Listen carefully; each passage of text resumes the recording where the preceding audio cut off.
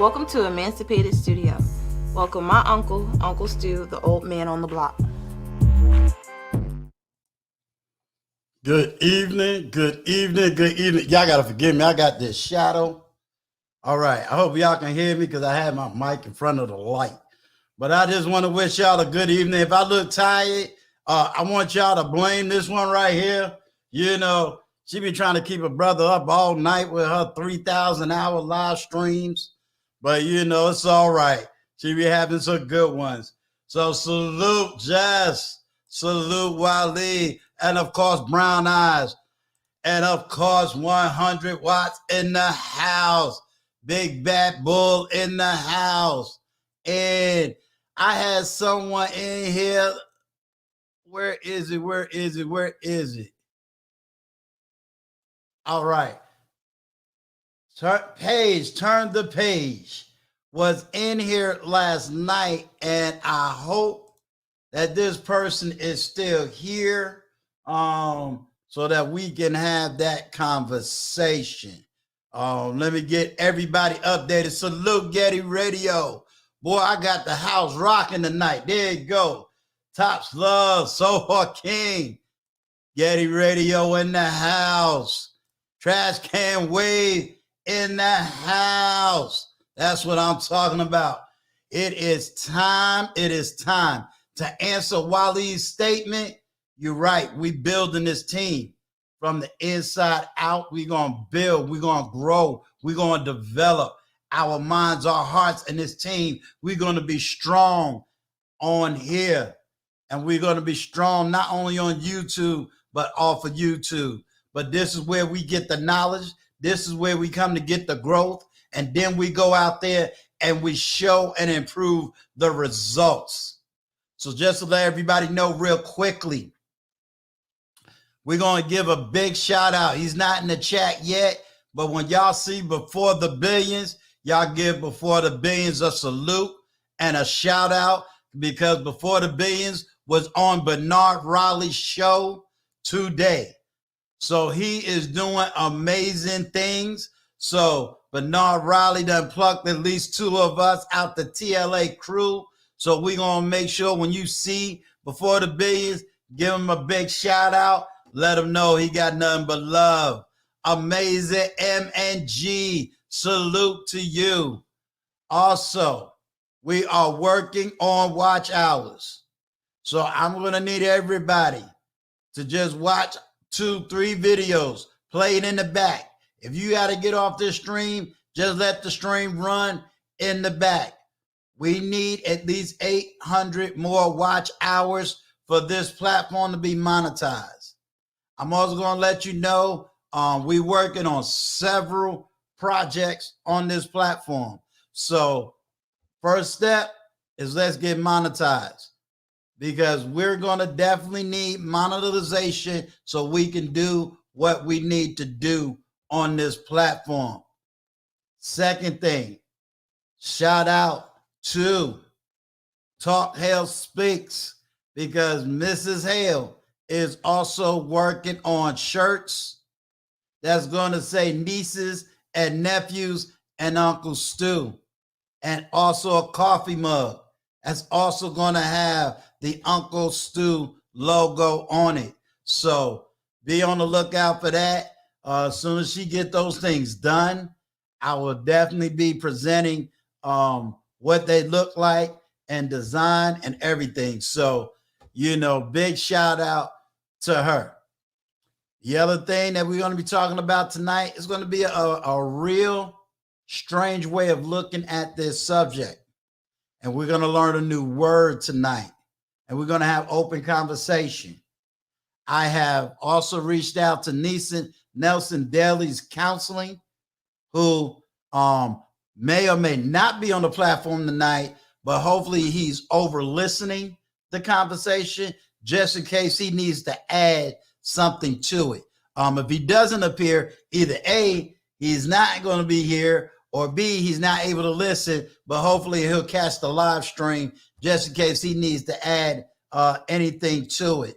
We're also going to be reaching out to him again between this month and next month for him to come back and present a mental health topic so that we can keep our minds right at all times. So without further ado, I want to show y'all a video and then let's talk about it. This is going to be the year 2022. That's going to make a pivotal change in a lot of positions in everyone's life. Now, I understand that in 2021, we had many different conversations going on, mostly in the dating atmosphere of what will be defined as, quote, Black YouTube. And I understand that certain content creators and people who are looking at the various contents wants to move on from those conversations. And as a content creator myself, I do plan to move forward in the conversation. But I also have to acknowledge that there's still some pain, some healing, and even more so some trauma that is taking place. And in order for us to move forward, we don't argue necessarily about the past. But there are some historical things that we have to now get over. And while that word get over may seem harsh or direct, there are some realities that we just have to face, drop, and move forward. Now, the following video is a tough video. Child is half of yours and half his. Do you think that just automatically, because of these 9 months that you're talking about, that the mother should be given the child and the father should have visitation because of these special 9 months when your body carried the child? You think you should get an advantage because of these 9 months you kept mentioning? Yes. Wait. You had a child, and was this a divorce? It wasn't even a divorce. We never lived together. We never. You never lived together. And he was fighting for custody? He was fighting for custody against me. I think it's so rational because for 9 months, I was the person that took care of the child. I provided my body for this child. Wait, hold up now. When you say the 9 months, are you talking about the 9 month pregnancy when the child was inside of you? Like I provided that, like, because I chose to have this child. I chose to take care of this child. I did not really want to be with this person anymore. I wanted my child and I wanted to move forward with my life. If the child is half of yours and half his, do you think that just automatically, because of these 9 months that you're talking about, that the mother should be given the child and the father should have visitation because of these special 9 months when your body carried the child? You think you should get an advantage because of these 9 months you kept mentioning? Yes, I do believe that there should be an advantage for that. I do. Because at the end of the day, if he wanted to be a part of those moments, he could have came to those doctor appointments just as much as I did. Mm-hmm. He could have been a part of those things. So I just feel like you can't give me my credit for what I do, when the other person is absent during those time periods.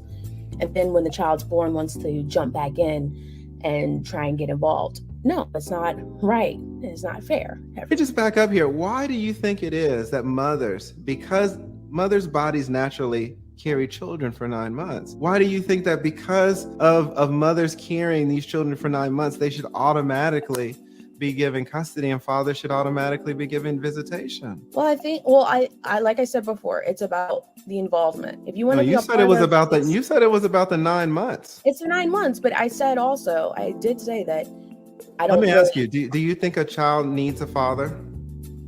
Yes, I do believe a child needs a father. Does a child benefit from having the father in the child's life? A child does benefit from having a father figure in their life. Because what I just hear you say is me. I did this and I did that and I did this and I did that. I'm hearing that you're not talking about the goddamn child. What does your child need? You keep talking about what you did, but what about your child? Why are you putting you above your child? That's what I can't understand. You say that your child needs the father, but then because he didn't but because he didn't show up to the visits, now your child doesn't get those same benefits. Your child gets less time, less valuable time with the father because he didn't show up to your visits. But the child is missing out. I want to pose a question, Miss Security Boss, because this thing came up. This question came up last night about, we talk about damage between men and women, and especially from father to mother. There's just kind of distinction to us that, well, at least with our women, black women, that their child is like they feel like it's their child, not our child, right? Especially when they keep referring to in situations like, you're not gonna talk about my child, and I'm like, why you think that probably is that we have that distinction where we're separating the man automatically, and also because of this 9-month process that no man is panel or belittling you for, but because of that, therefore that negates any type of some form of authority we have over that child, how he goes about in that child's life. So my question to you is like, why is that mentality affecting our community? But nevertheless, there's a conversation that has to take place so that we can move forward and be able to have a prosperous year, both in our health, in our minds, in our spirits, and in our souls.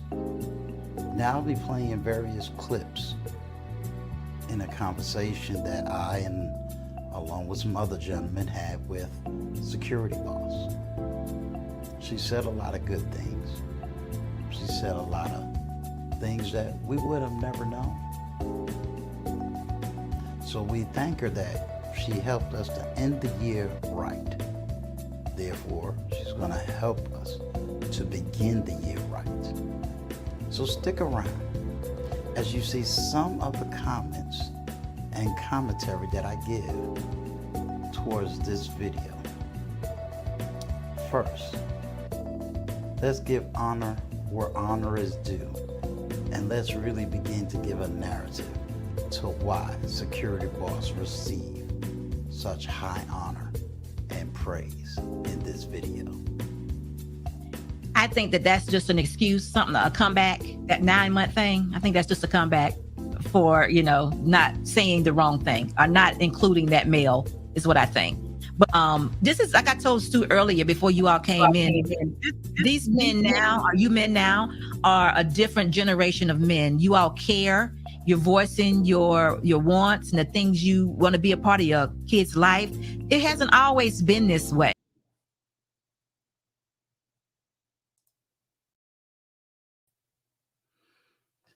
All right, this is going to be definitely a topic that needs to be discussed. But I'm going to take this topic a little bit deeper than what most of you probably would even be thinking about. I'm really going to be talking about this subject right here. So let me articulate what this subject is, because many of you as men may actually have had this COVID or sympathetic pregnancy. And what this means is it's when a man can feel what the birth of that child is going through. In other words, while the woman is pregnant, it is now known in biology and in science that men can feel the pregnancy. And it's also being known that even after pregnancy, men are connected to their child. And because of that connection to the child, it brings the man in the deep connection of both emotional and intellectual and mental bond with the child. Too often we are told, or we thought, that somehow men do not connect with their children. They're just protectors. But we now know, as a matter of fact, that men can be so deeply involved in their children, they can sense when their children is hungry, scared, fear, love. that man's bond to his child is a total different bond than the mother. In other words, he can totally be disconnected from the mother, but be fully 100% connected to his child. And so when I say that this is going to be a conversation that's going to be a little bit deeper than this, what I call the silly argument of men don't care, or the silly argument, well, my daddy didn't love me. Well, I'm here to tell you, in the Christian terminology, the devil is a liar. Because now we have facts. Since all of y'all like science, I kept these words up here. And the fact is, men are very much connected to the child while that child is in the womb. So while we're running around thinking that for 9 months the father just don't care, we know now that is not the case. We know now this is why when men lose their children, it is far beyond, I just want to be a daddy. There is a connection that has taken place in the male towards the child, whether the child is a boy or a girl. And so we need to understand that we need to kill this foolish narrative tonight. Tonight. We need to understand, and I'm talking to anybody, woman or man, if you've ever been told what I call the lie, oh, my daddy didn't care, my daddy didn't love me, my daddy didn't care about me, I'm here to tell you it is a lie. And I'm here to stand with boldness to say the lie will end. And I'm here to give some of you men and women terminologies you need to research. And trust me, I will be giving a video with details about this word called sympathetic pregnancy. The French is COVID. And what this means is when a man is connected to a child, and he's connected from the time of pregnancy.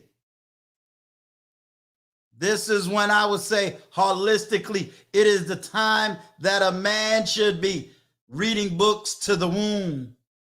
It is a time that a man should be praying in the womb. It is a time for the bonding in the womb. But he is also bonded even after the birth. How do I know this to be true? As many of you know, I am a single parent, or at least I was a single parent. But when I was raising my little girl,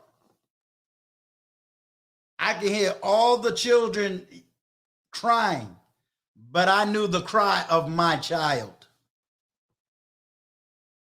I can hear many children speaking, but I knew the voice of my child. I could feel things in my child that they claim only a woman can feel. I know I'm not the only man that has ever felt this way. I also believe this is one of the reasons why so many of my brothers who has lost their child don't realize that they have been emotionally abandoned, but I'm going to use even a deeper word. They felt the abortion of that child when the mother took that child from their father for their own selfish, and unhealed ways. Oh, sorry. Got to watch the words I say on here. Apologize. So, just in case, salute to the new people. Chicago Rilla in the house. Peter Investor in the house. My sister, Red Lipstick Vibes in the house. Trying to make a part of the team. Trying to make a part of the team. If I missed anybody in the chat, forgive me. I got Crypto. Where you at? There you go. Salute, salute. So as I began to finish saying, this is a very serious topic, and we most definitely need to talk about it. We need to get the word out. We need to get this vocabulary word out, and we need to destroy the lie and the narrative. Now, I said this year we are going to move on to many topics. But the move on is to be able to have the tough conversation. Salute to tough love. The tough conversation is, do a man love his child? Hell yeah. Does a man care about his child? Yes. Can a man love his child and not love the mother? Yes. Can a man love his child and not love the mother or the one he slept with? Yes. So let's stop the foolishness. I don't know if OG Patrice is still in the chat. You need to hear a grandmother's pain. You need to hear her story about her son and the fight that he had to do to try to be with his child and the foolishness that he is going through to deal with the child. So, gentlemen, I'm here with you. I may have not been through a lot of things, but it doesn't mean I don't recognize the realities. Maybe I didn't go through. All right. This link that I'm dropping is strictly for OG Patrice. I need you to hear what a grandmother is going through and watching her son go through. Because this is just not one of these, oh, well, most men don't want to fight. This ain't going to be that conversation. I don't want to hear about the 5% of men that just dropping seeds all over the place. I don't want to hear that no more. I'm talking to the 90% of the men that I know love their child. The men that love their children. The girl in this video, this isn't a 1970s video. This isn't a 1990s video. This isn't even a 2000 video. This video was within the last 2 weeks. The last 2 weeks. The last 2 weeks. I think you got the YouTube on in the back. This happened in the last 2 weeks. So we need to understand that this garbage is happening today. And this woman on this video bragged about she getting ready to get married, which means she is culpable of doing it to her husband. So this is a deeper conversation than calling a woman a 304. This is deeper than this, oh, I just dropped a seed and left. I'm talking to the men that's trying to do right. So I invited OG Patrice because OG got her own story as a woman, as a grandmother, as a mother. Since some of you women who's probably hearing my voice don't want to hear from me, you're probably saying I'm some man and men don't know nothing and we all hurt and bruised and all kinds of crazy stuff that I hear. So I'm going to give OG Patrice her opportunity to speak and tell you her story that she has said on many of these platforms. But tonight, you're going to hear from her. And let me hear women's pushback against her. OG Patrice, or as people will begin to know you in a couple of weeks, Ava, you got Hey, Uncle Stu. How are you? Doing well, doing well. For everybody in the chat, OG Patrice and I is going to be performing with, and if you've seen the introduction, Life or Death by Emmy Award-winning Frank Gooden. And OG Patrice is one of the stars of the show, and her part is known as Ava. So salute, salute. Thank you, sir. Salute to you and Happy New Year. Happy New Year to you. I'm going to uncam up. You go ahead and take this platform because your story has some decent timing. Take your time and tell your story. Well, thank you. I appreciate it. No problem. So my son got married young. He married his one of his childhood sweethearts. They grew up together, played together, and they got older and decided they fell in love and wanted to get married. So they did. And they had my first granddaughter. She is now 13 years old. And when my granddaughter was about 8 months old, my son and his wife decided that they could no longer be a couple, husband and wife. And she wanted to move away. So he sent her packing with $5,000 in her pocket and gave her the car. She put a U-Haul truck and took my grandbaby, who was 8 months old. And she didn't tell my son where they were going. He just said, okay, wherever you decide you want to move, but that you want to go to, when you get there, just let me know when you get there so I know that you and the girls that's safe. Now, mind you, she already had a daughter that wasn't my son's, that we took that child in as our own as well. She was actually an arm baby, and then a couple years later, my granddaughter was born. So she ended up in Minnesota. She finally got there and got settled. And my son, wanted to make arrangements to have joint custody. And she fought my son tooth and nail. She bounced around, played the game. She bounced around from state to state. She moved from Minnesota. Every time my son would, try to take her to court in Minnesota, she moved. She left Minnesota, moved to Iowa. My son tracked her down in Iowa. And all this time, he got a lawyer on this, doing all of this.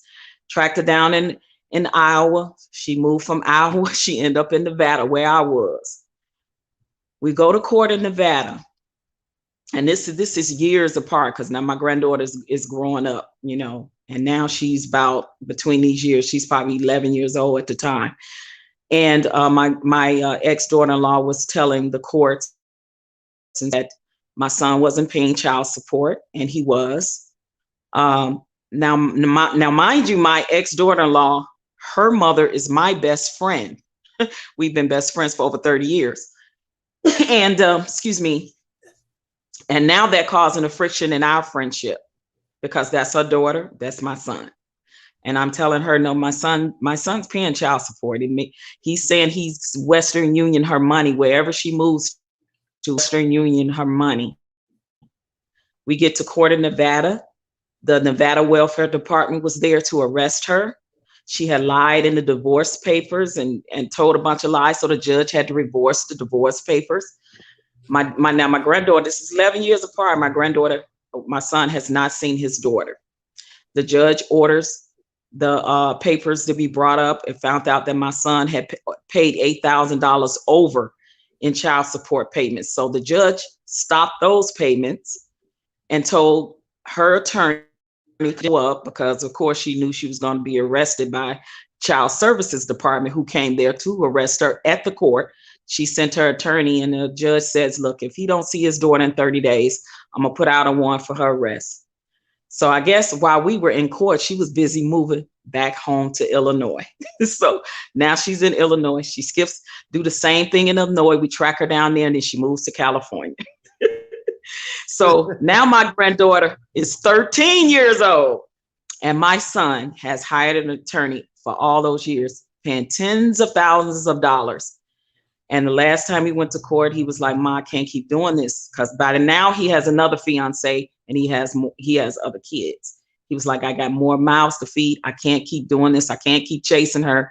So we find out she's in California. We call the Child Services Department there. Oh, your son haven't paid any child support. And she says he's only given her $250 out of all these years. Come to find out that that's a lie. My son sent all the paperwork to Child Services. Now she's in trouble with Child Services in California. And the lady said, I'm not supposed to tell you guys this. Me and my son, we on one end of the phone to each other, three-way, talking to this lady at Child Service.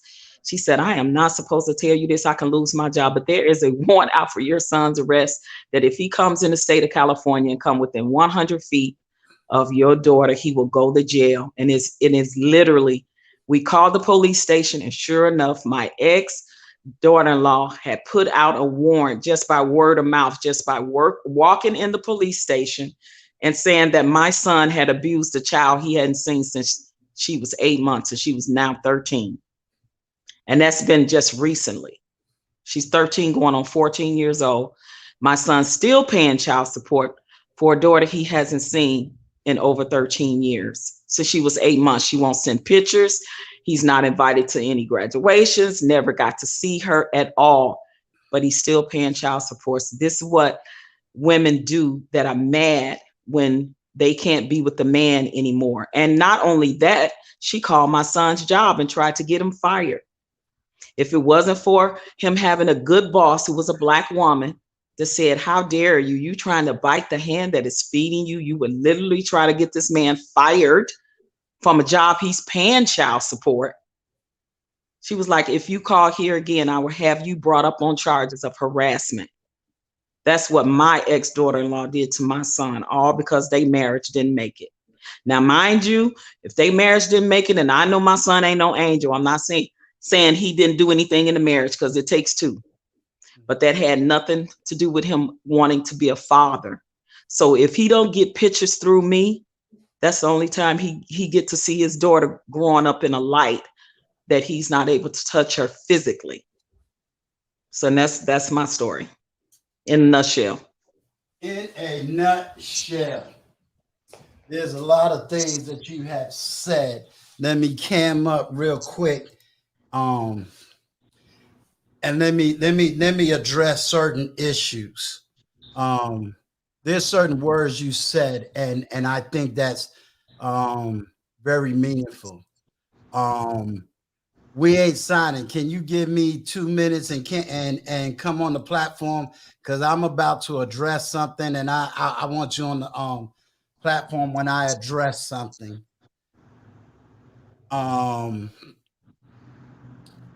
Key words that you said, and Security Boss also had to make the same statement. This is going on when there is pain in the woman. Danny G, the whole point of my message, and I'm gonna be totally honest with you, this is not just an American story. This is a hurt woman story, and there's a difference. And the reason I am saying there's a difference is because what I'm addressing is the emotional issues. And I'm going to tell you something. As a man that's been around the world and a man that brought up another man that's in a whole nother country, I can tell you right now, hurt the wrong woman in another country and see if your child ain't taken to that country.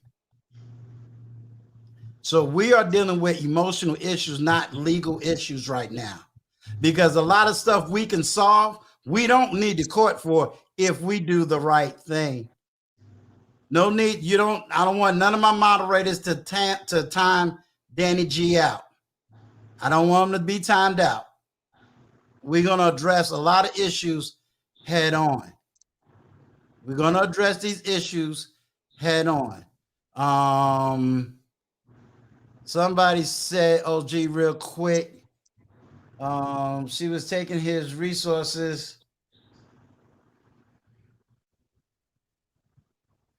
I don't know. That's going to be a deeper question.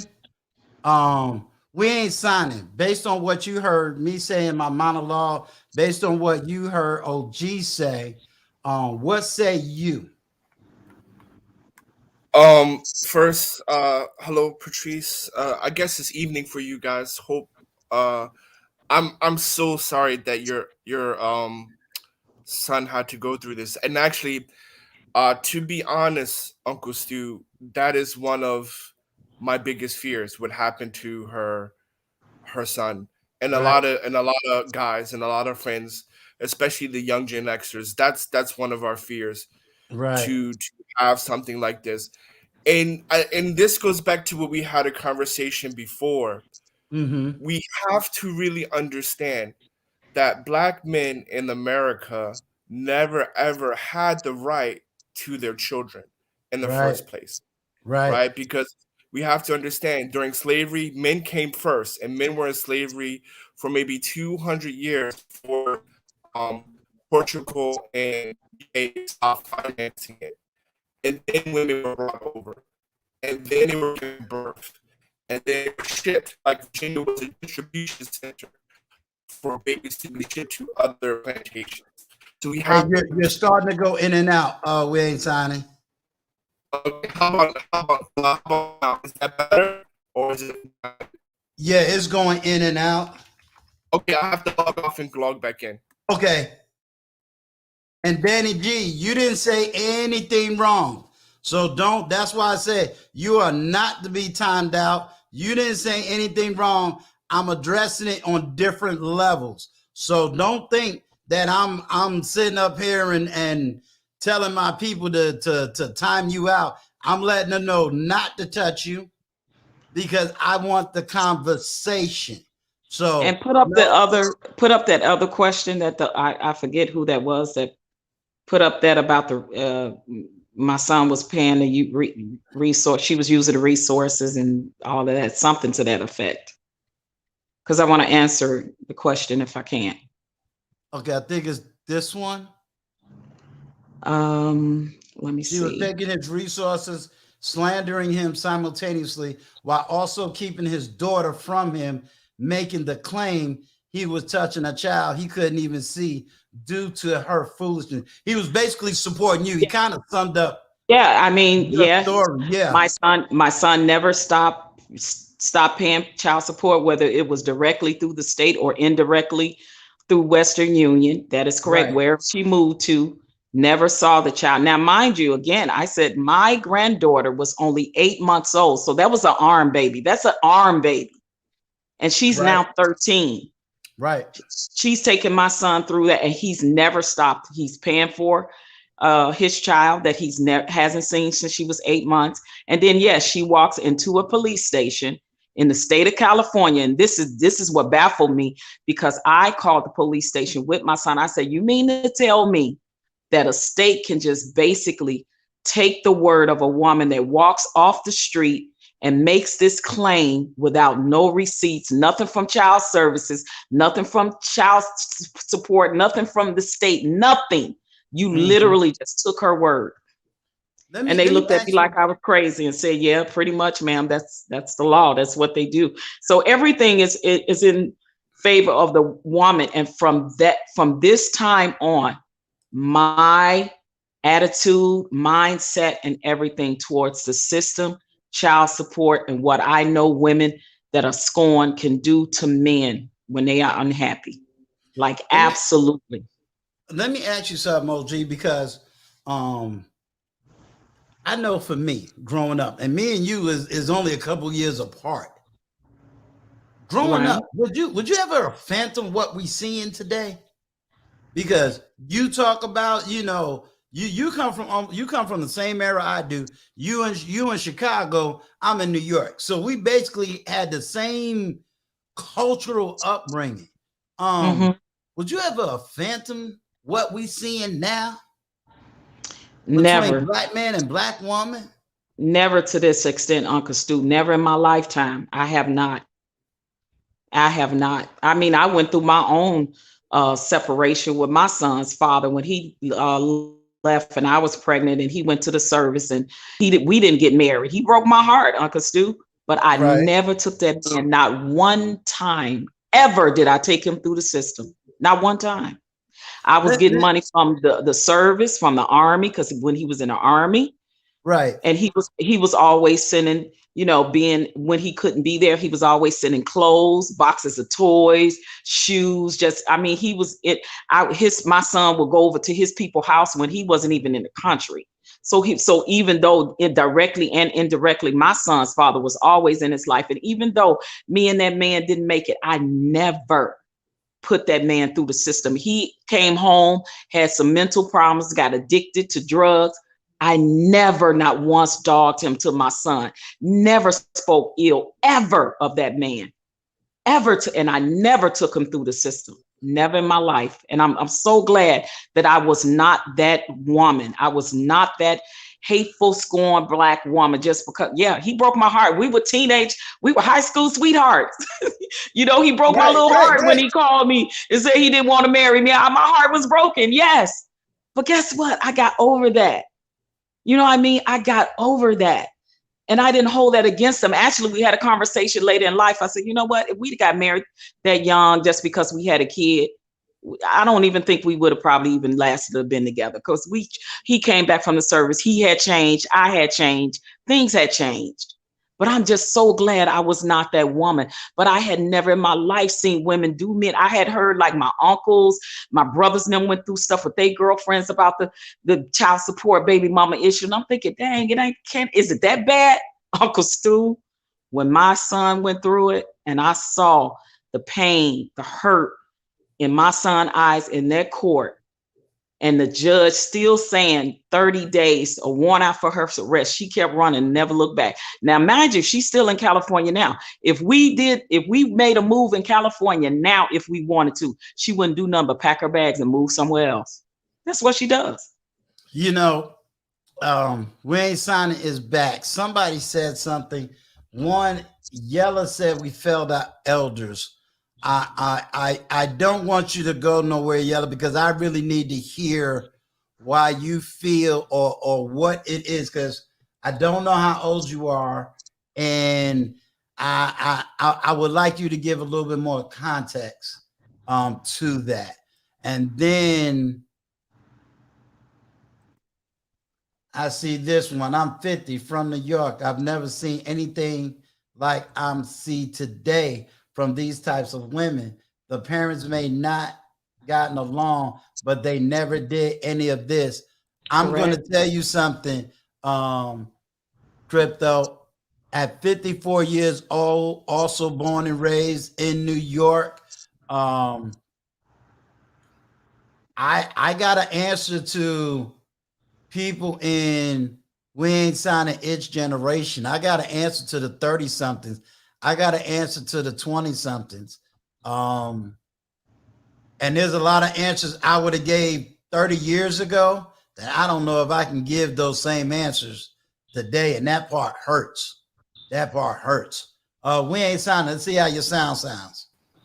Okay, testing 1 2, testing 1 2. Sounds good.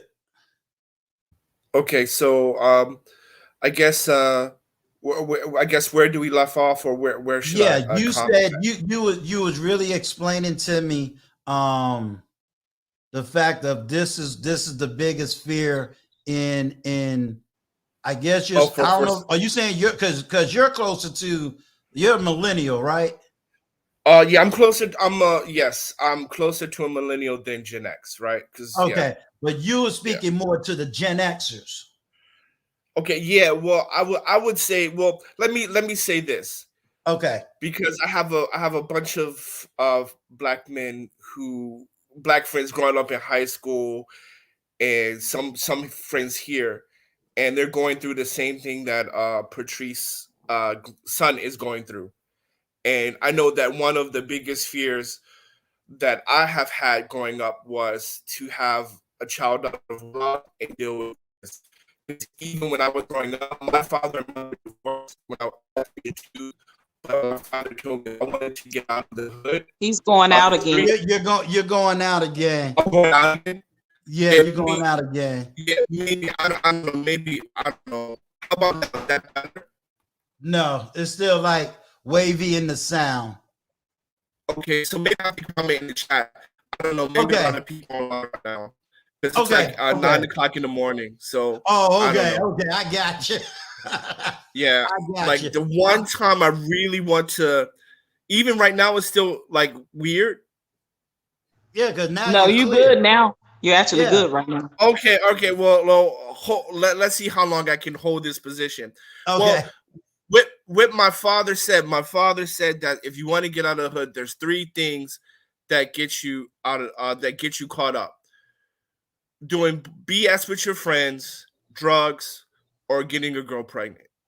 If you manage to not do these 3 things, you'll be out of the hood. And so I managed to not do those 3 things, because at the end of the day, black men know that we don't have the same rights when it comes to reproductive rights. And we never had those rights, ever. And even though this story is coming to light now, a lot of men have gone through that. It's just the advent of social media. Now we can hear that. But I believe that during my father's time, they went through that. My grandfather's time, my great-grandfather's time. You always had men who had to struggle with these kind of paternity issues, right? So I mean, this is, I mean, and when we look at when men get divorced, and this is all men in America. When we look at men get divorced and they no longer be able to see their child, they have the highest rate of suicide. The highest rate of self-deletion, because I know we're not allowed to say that word. Sorry, apologize. So I mean, at the end of the day, and now what you're seeing for the first time, men are through the advent of social media, because words matter in America and words are weapons. Now black men are starting to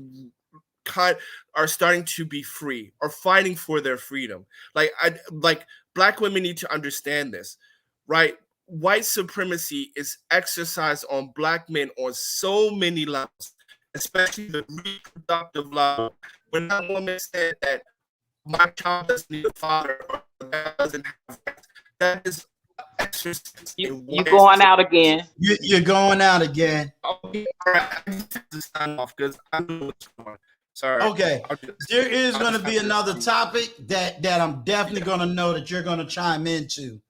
So yeah. Yeah, I have to chime. I don't know, because maybe I'll try to an hour later or something. Okay, but right cool. now everybody's probably doing email or something like that. Sorry about that. Oh, no problem at all. Based on what We Ain't Signing, one of the things that he talks about, and we are going to talk about it on this platform, because I'm getting ready to do the subject of it's time to abort your mother's trauma. And we're going to actually talk about the over policing of African American men in this country. I'm also going to let you know I've had much. What is another word I'm supposed to use, Patrice? So, the self-deletion or deletion or deletion of a child. Yeah, just say self-deletion of a child. Yeah. Okay, basically. self-deletion of a child.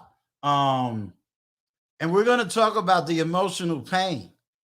I want y'all to know that although there might be some things I never been through, and some things that I never been through that OG Patrice talks about, it doesn't mean I don't feel the pain.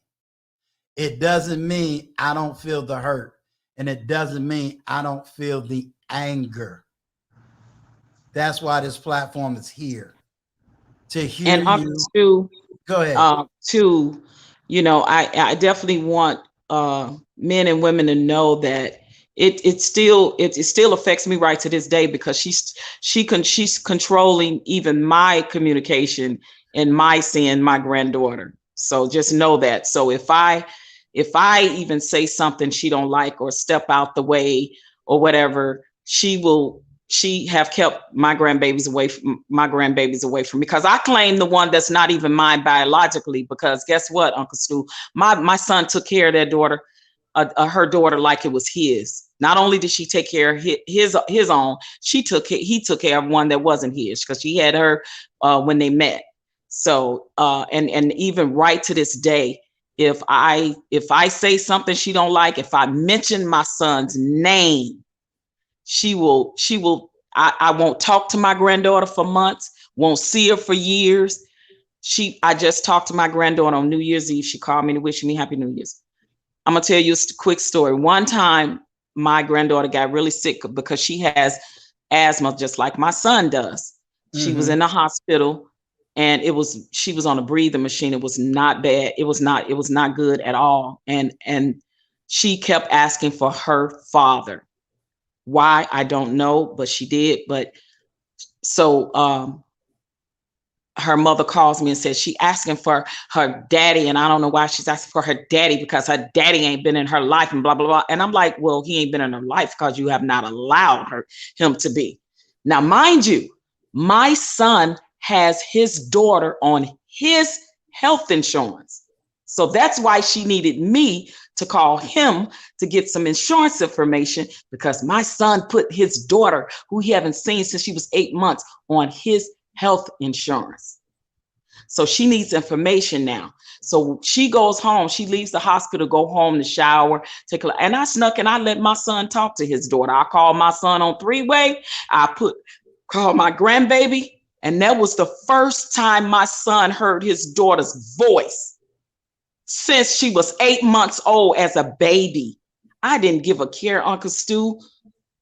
She came back, and I guess my grandbaby felt bad, and she told her mother that she had talked to her daddy. And she kept my grandbaby away from me for 2 years just for doing that. But I didn't care. It was worth a try, because I wanted my grandbaby to talk to her dad. So my son got to tell her that one day, I hope when you grow up and you become a big girl, you can come to me anytime and talk to me, and I will talk to you about why your mother is not letting me see you. And that, when she found out that conversation, she hit the roof, and I didn't see my grandbaby for 2 years after that. I'm gonna tell you something, OG. I had woke up, and I think it was about 4:30, 5 o'clock Eastern Standard Time. And normally I come in the studio to, edit a video, and I'll have, I'll just run it, and because Kayla is usually up that early on this side. So I just be listening to, because I was up when I was hearing y'all topics this morning. And I just happened to go doing my little YouTube thing, see somebody else's platform. They had this particular platform this woman had 50K people listening to her chat. The chat was dealing with Raji Black. Supposed to be a spiritual program. This woman was talking about the spirit of rejection, and was literally saying that men run to connect with women they get rejected by, and when they get rejected by these women, they lose their mind. And I'm sitting up here saying, wait a minute. So you telling me that men is demonic? That women just don't do nothing wrong, and that my brothers do everything wrong? I couldn't even sit there and listen. I said, I can't believe this. And they're doing this under a spiritual cloak. That's why I had to go and tell my brothers, we're gonna have to get on here and preach and teach something totally different, because this is getting ridiculous. I cannot. You said something this morning. I'm gonna tell everybody. You and I grew up where you married a black woman. You stayed right there. You black love, the whole 9 yards. I can't say that to these young guys today. Knowing what I know, seeing what I've been seeing, I don't know if I can support that. I don't know what to tell young men today. And that's sad, because when I grew up, I had nothing but my dad and my uncles and my cousins. And you know what I'm saying? I mean, I seen success, but this is ridiculous. We ain't talking about 5% of the population anymore. We ain't talking about 10%. We're talking about this is starting to become the norm. Yeah, women use their children, their child or their children as pawns as a way of getting back at the man. They would actually rather have their child or children hurt with the pain of not having their father in their lives to be an effective father figure in their lives.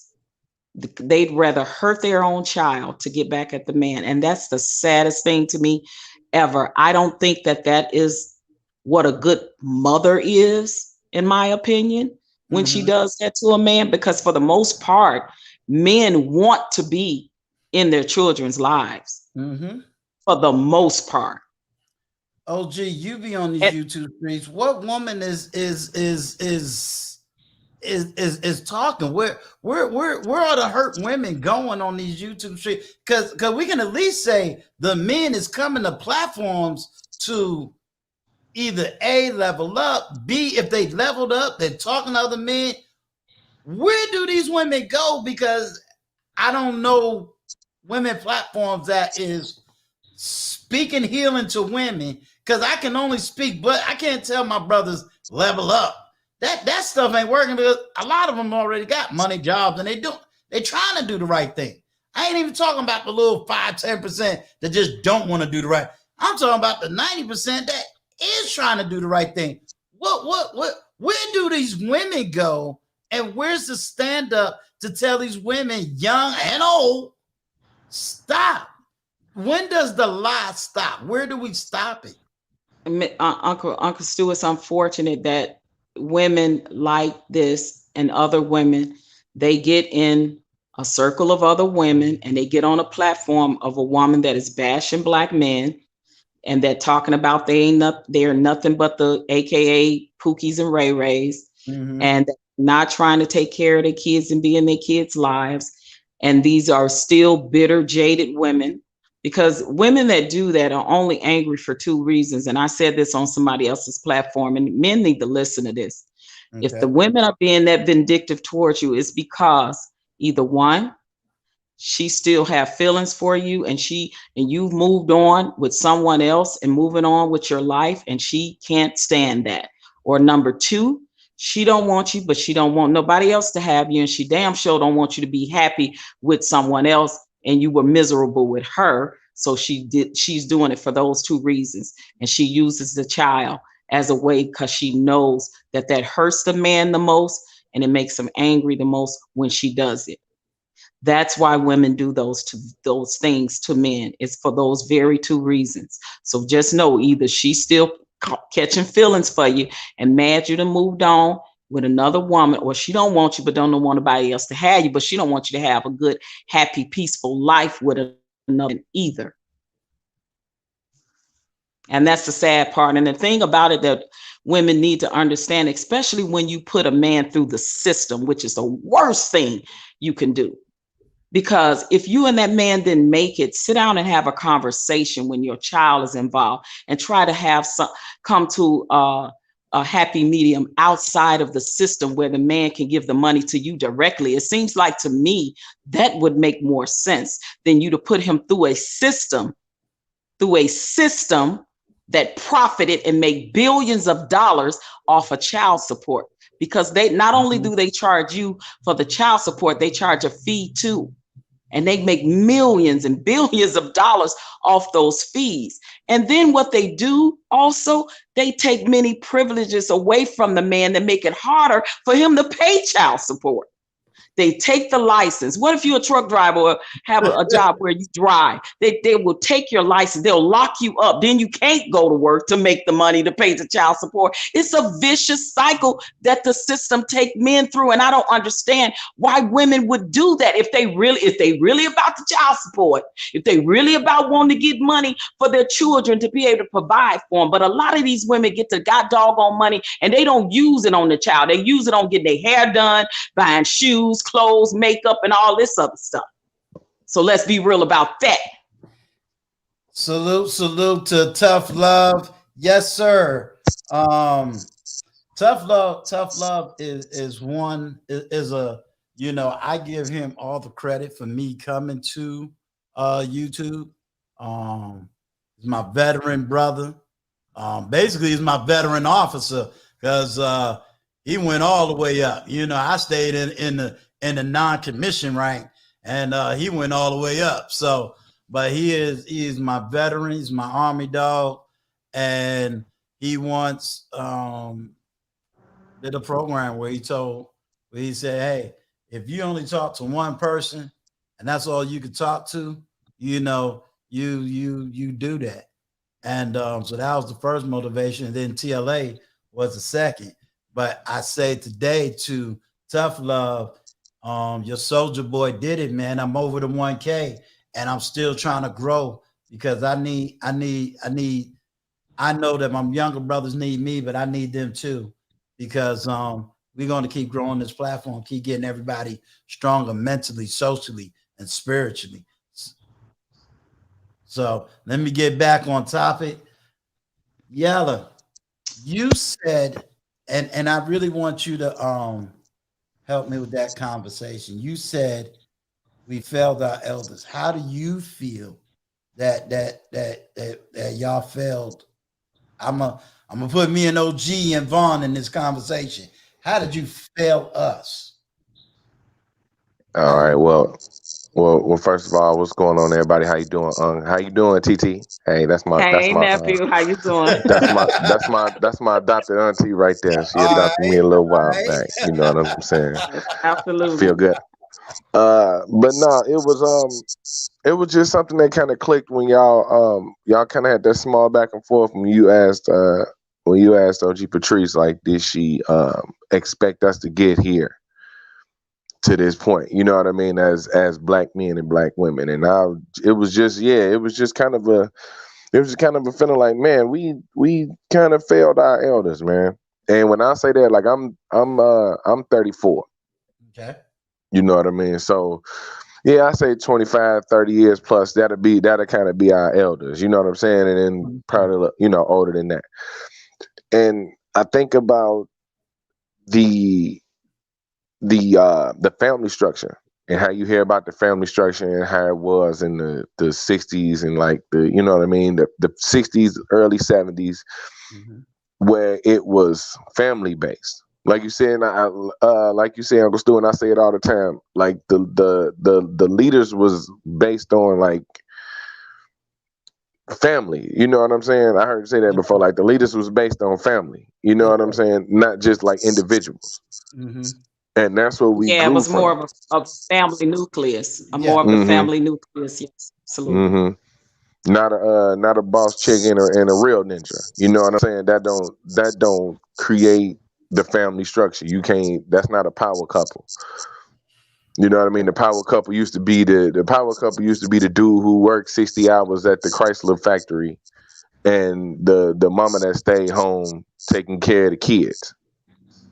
That was a power couple. You know what I'm saying? It kind of got all jumbled up and mixed up now. But when I think about the family structure and how it was set in place for us, man, we had Big Mama and we had Grandpa. You know what I mean? We had the uncles that was coming around.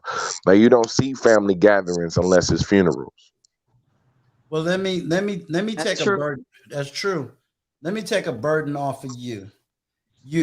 I've said it before, but now I'm gonna say it to you and to any brother in this chat right now. First of all, I am extremely proud of my 20, 30 somethings because y'all are doing a lot better than we did in our 20s and 30s. So, in my opinion, the 30, 20 somethings, and even my 40 somethings, y'all have done a great job. Because, dude, when I was in my 20s, I won't think about buying no house. When I was in my 20s, I got a savings account because I was in the army and I had to get a checking account. You understand? Y'all talking about crypto today. You feel me? Right. Y'all buying houses today. All right. When I was young, there was no such. There was very we had Ebony magazine and we had Black Enterprise magazine. So we saw black middle class. We saw black business owners. But guess what? I can count how many black millionaires we had on one hand. Today, man, y'all are all over the freaking place. Yeah. Okay. Today, y'all busting down the middle class. You understand? Today, you black men fighting to have a wife and children and family. Y'all fighting. Y'all fighting. Y'all saying, hey, we want family. We want our children. And then you want to know But- what's even more. But you But want Uncle Stu, even if they're realizing, hey, me and my child's mother ain't gonna make it. A lot of them are still saying, I still want to be in my child's life. I still want to be a Right. father.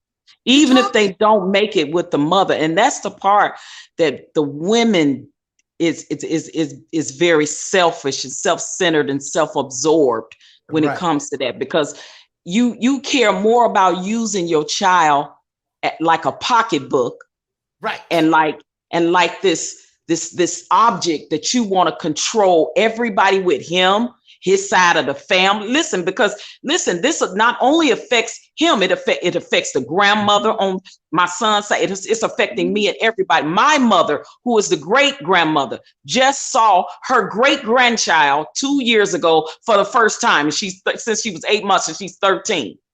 Right. And that's because my grandchild begged her mother while they were in Chicago, please let me see my great granny, who I ain't seen, so she really don't know her. Right. That's why I'm saying to Yella, black men, It extends beyond. Right. It extends beyond, and they don't know the hurt that they're caught. And this hurts the community. Right. This hurt us as a family on both sides as a whole. They don't know the effect that what they're doing affects the whole entire culture. Yes. And the even sadder part is, my bad. No, I'm sorry. I was gonna say the even sadder part is OG's story is basically just copy and paste. Absolutely. Because I could tell the same story. I can almost tell the same story she's telling from the uncle's perspective, because my brother has a son that he hasn't seen since he's like 2. I think my nephew like 16 now. You know what I mean? And we all stay in the same state. You know what I'm saying? My mom can tell OG's story from the grandma's perspective, because I'm in a situation now with my son. You know what I mean? He's 5, and I probably only seen him like, it's crazy. I'm gonna tell you, he'll be 5 in April. He's lived with me for 2 years, and I've mainly only been available to be in his life maybe 20% of his life. Wow. You know what I mean? So he stayed with me for the last 2 years almost. So it's crazy to have to see so many of these situations. I look at some of the guys in my immediate circle, and we all dealing with that. Like, it shouldn't be that close to where it's affecting. Like, that type of stuff is supposed to be one person in between, but you could touch the next person, and they could tell you a story. You know what I mean? And that's where I'm saying, like, we have really lost it somewhere. And I think the men have figured out that we don't want to repeat the cycle no more. Because like you said, for our generation, like for my generation, we grew up without the fathers. Right. So the men in my generation are actively trying to be. All the men I know are trying to be a part of their kids' life. Whether they fighting in court, whether they marrying their kids' mothers now, whether they just taking the kids on as they are supposed to. If the parents not together, I know every father I know is doing exactly. I don't know one deadbeat around me. I'm gonna be straight up with you. I don't know one deadbeat dad in my circle. And if he is, we excommunicate that fool up out of there. Like we don't. I don't know how everybody else rock. I don't rock with deadbeats, and you can't be around me, bro. If you can't take care of your Right. kids, you ain't got enough money to be doing what we doing. And that mean you shouldn't have. That mean you know what I'm saying. If you got money to go do what we doing, you should be going to take care of your kids, bro. And You here's know the what, thing with women Patrice? too. Patrice, Let me I say don't mean this. to, I don't mean to Go cut ahead. you off. This is going to be the inside joke. Vaughn, he said exactly what you and I just talked about less than 2 days ago. Mr. Vaughn What's got that? me by what he just said. I said, Mr. Vaughn, I don't ever remember a man who can come in between you and I and start talking about, oh, he got 3 kids, don't take care of them. We excommunicate him like we don't have. I don't know where this illusion comes from that a deadbeat dad can just purposely be a deadbeat dad. There's no level of respect in that regard. Now, if you told me I got a child that I can't see my child, or I'm struggling to pay child, that's a different story. But just, hey, I'm just dropping seeds all over the place, and respect me as a man. You don't get it in the manhood. Even in my era, it's like, go ahead. And the thing about it is, what's so sad and shameful is Black women know that their girlfriends, their sisters, their in-laws, their aunts, their cousins that are female, they got babies, mamas. They know that these women are doing this, and they say nothing. They don't break that girl code, and that girl code needs to be broken. For women like me who are now having conversations with my nieces who do this crap to their baby daddies, to my younger cousins, that you all on social media pasting about how you so proud to be a single mama and you take care, you the mama and the daddy, No, what you need to do, I call it, I say, no. What you doing is wrong. I said, I don't know who in your circle that ain't telling you. I said, but if it doesn't matter that you and the baby daddy didn't make it. If that father wants to be in that child's life, you need to allow him to be. And women need to break that girl code right there and start calling their girlfriends, their cousins, their aunties out on the board. Plain and simple as that. And women are not doing it, and they need to break that girl code. Do you think, I'm going to ask a stupid, oh God, this is going to be so stupid. I kind of know the answer, but just allow me to be stupid for a minute, okay? Go ahead. Do they realize what for cheesy they doing? I mean, in the sense of, I'm playing stupid, Patrice, I'm playing stupid. Do women realize the economics in the sense of the destruction? Do they realize the psychological in the sense of the mental destruction? Do they realize, and see, I know how strong you are on this. Do they realize they even making ADOS look stupid right now?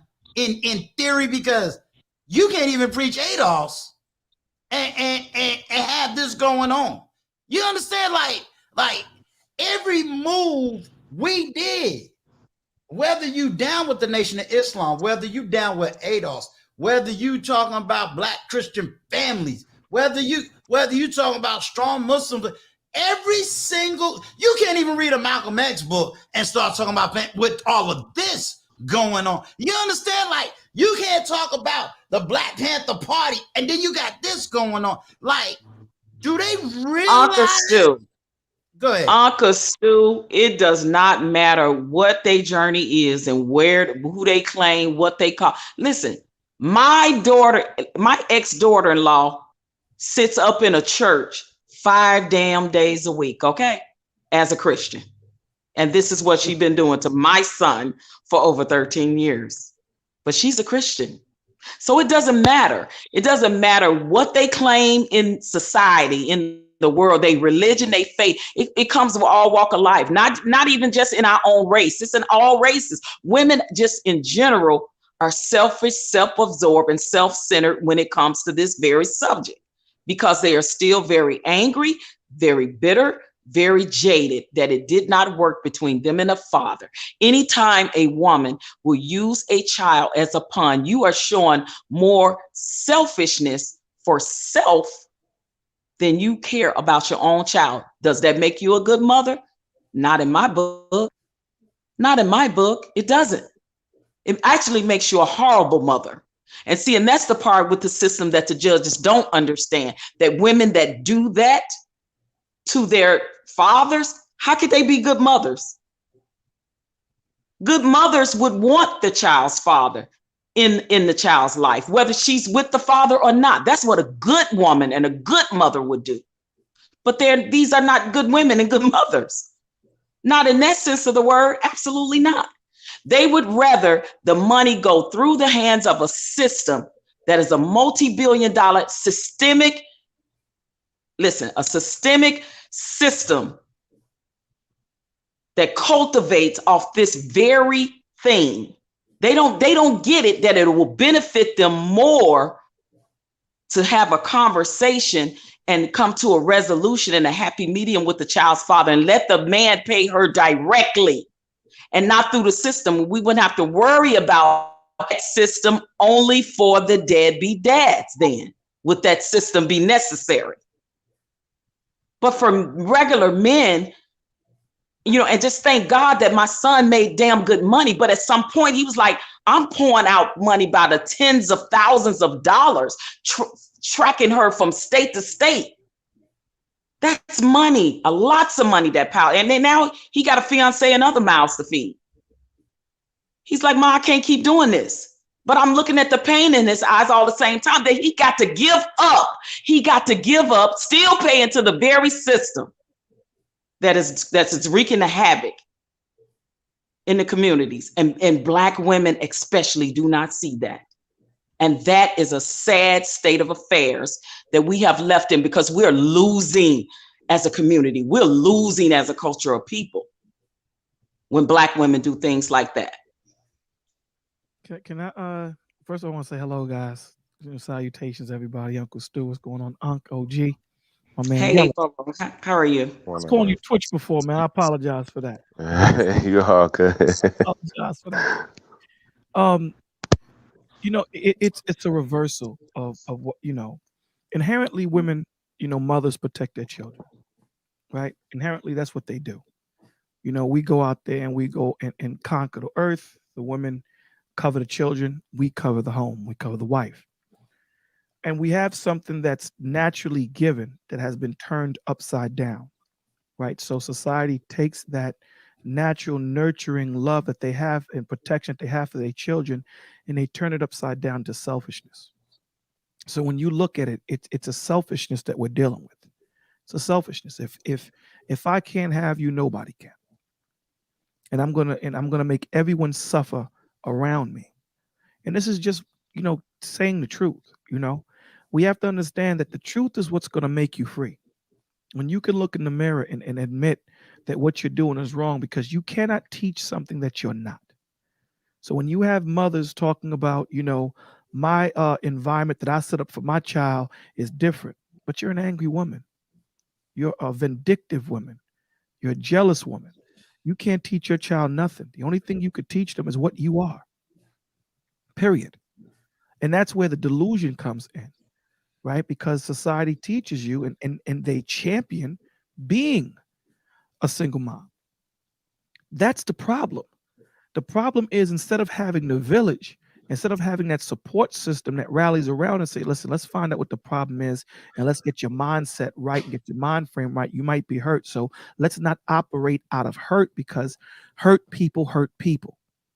There's no other way around that. What they do is they tune into television, they tune into what they hear on the TV, and this is what you need to do. And their girlfriends might have been hurt and by a man or whatever. And they keep counsel with people that are not going to give them the truth for the children, right? There's no way in hell I'm going to talk to a dude that's sitting right next to me in the bar when I need help to get out of alcoholism. I need to talk to someone that's conquered it.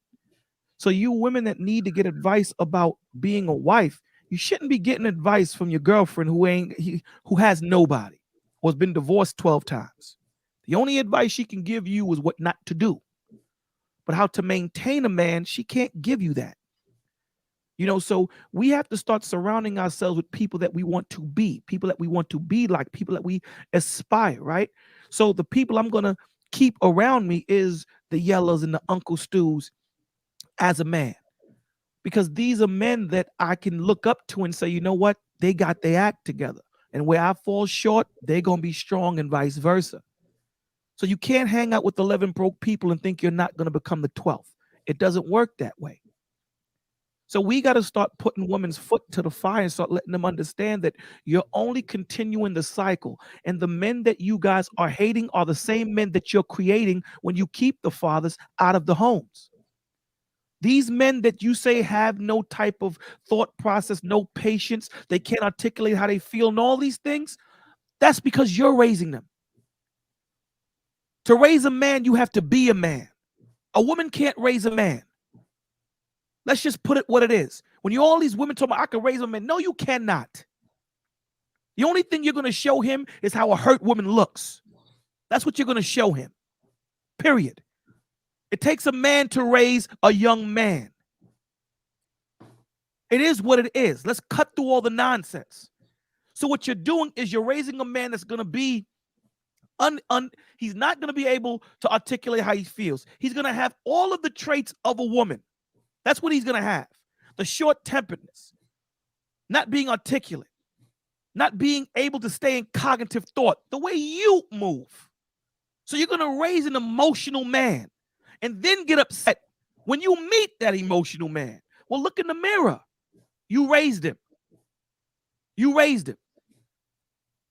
Then you have these good men that are trying to be fathers to their children. But because of your anger, because of your hatred, because of your malice, you stop them from being that. Now, men, information is very important. And this is what we need to understand. Because both of you sign a birth certificate, it does not give her custody. Let me say it again. Signing a birth certificate does not give the woman custody. I don't care what state you're in. It's just a paper that of two witnesses saying that a child was born. Custody is not awarded to the woman automatically. We think it is. It's not. This is why when you go for child support, they award custody right there. I have to hold up, Bolo. Yes, only sir. reason, I never only reason know why it. I got to push back on that one. Push back, baby. That's a TLA statement.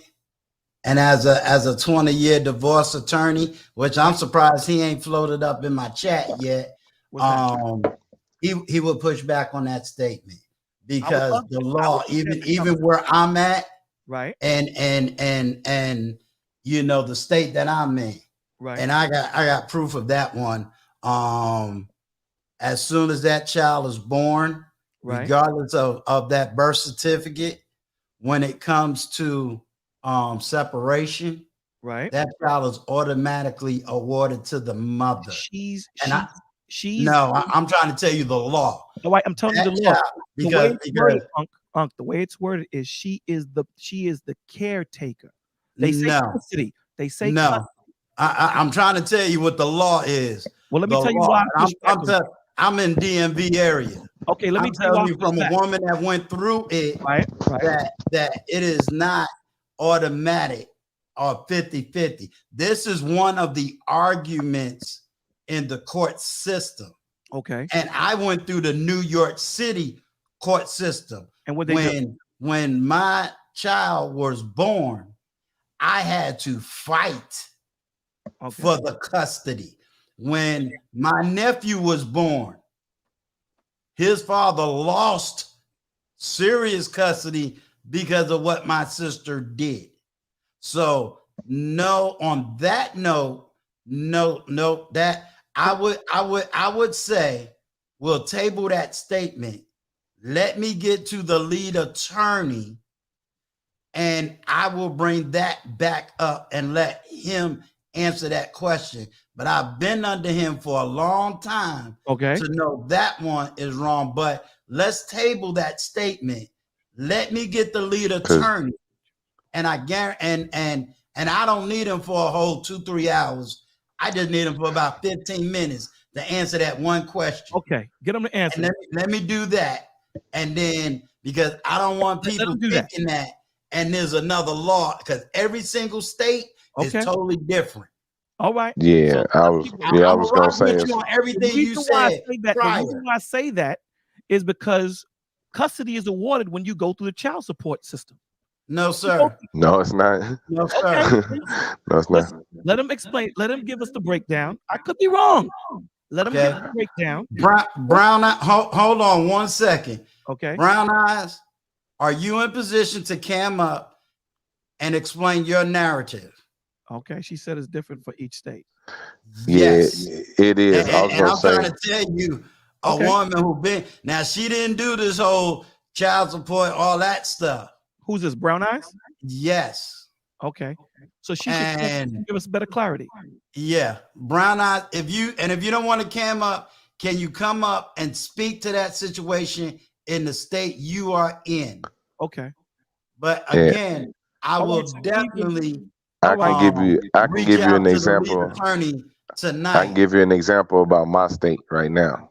Okay. Because I'm fully on in the situation right now. Let me say this before you go on, Yella. So if it differs from state to state, so then that gentleman, that father, needs to find out what the law is in his state so that he can move the way he needs to move accordingly. Instead of just giving up and just saying, you know what, she gets it.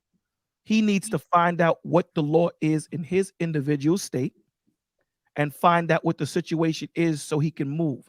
Because it's so often, a lot of us men, we move under, weakness because we don't know the law. We don't have that information. And automatically we think that the child automatically goes to the mom. Now, from what you're telling me, in different states, it may, in different states, it may not. We need to find that information for those particular men when they're going through what they're going through, and don't move from a place of weakness, move from a place of information. So let me Gail at night, are you still in the chat, Gail? If you're still in the chat, can you give me a 1 if you're still in the chat?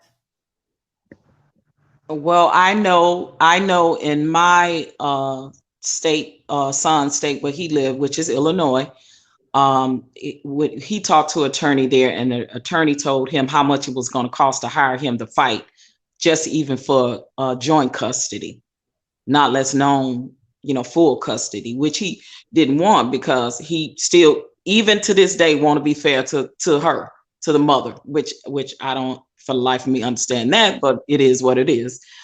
But full custody is like an impossible fight too. That's yeah, like, it is a long, dragged out fight. And then that's impossible. As on record, the attorney had already told my son, it's going to be a long, drawn out fight that could go on for years. So my son was like, it's not worth it. Like, I got 5 more years of child support. She'll be 18, and I'm just gonna roll with it. And he got other mouths to feed. You can't keep saying, that even though my son make a hefty 6 figures, don't get me wrong, but he still got 2-3 other mouths to feed, because he done had 3 other kids besides my oldest granddaughter, who's now 13. He's like, Mom, don't worry about it. I can't do this no more.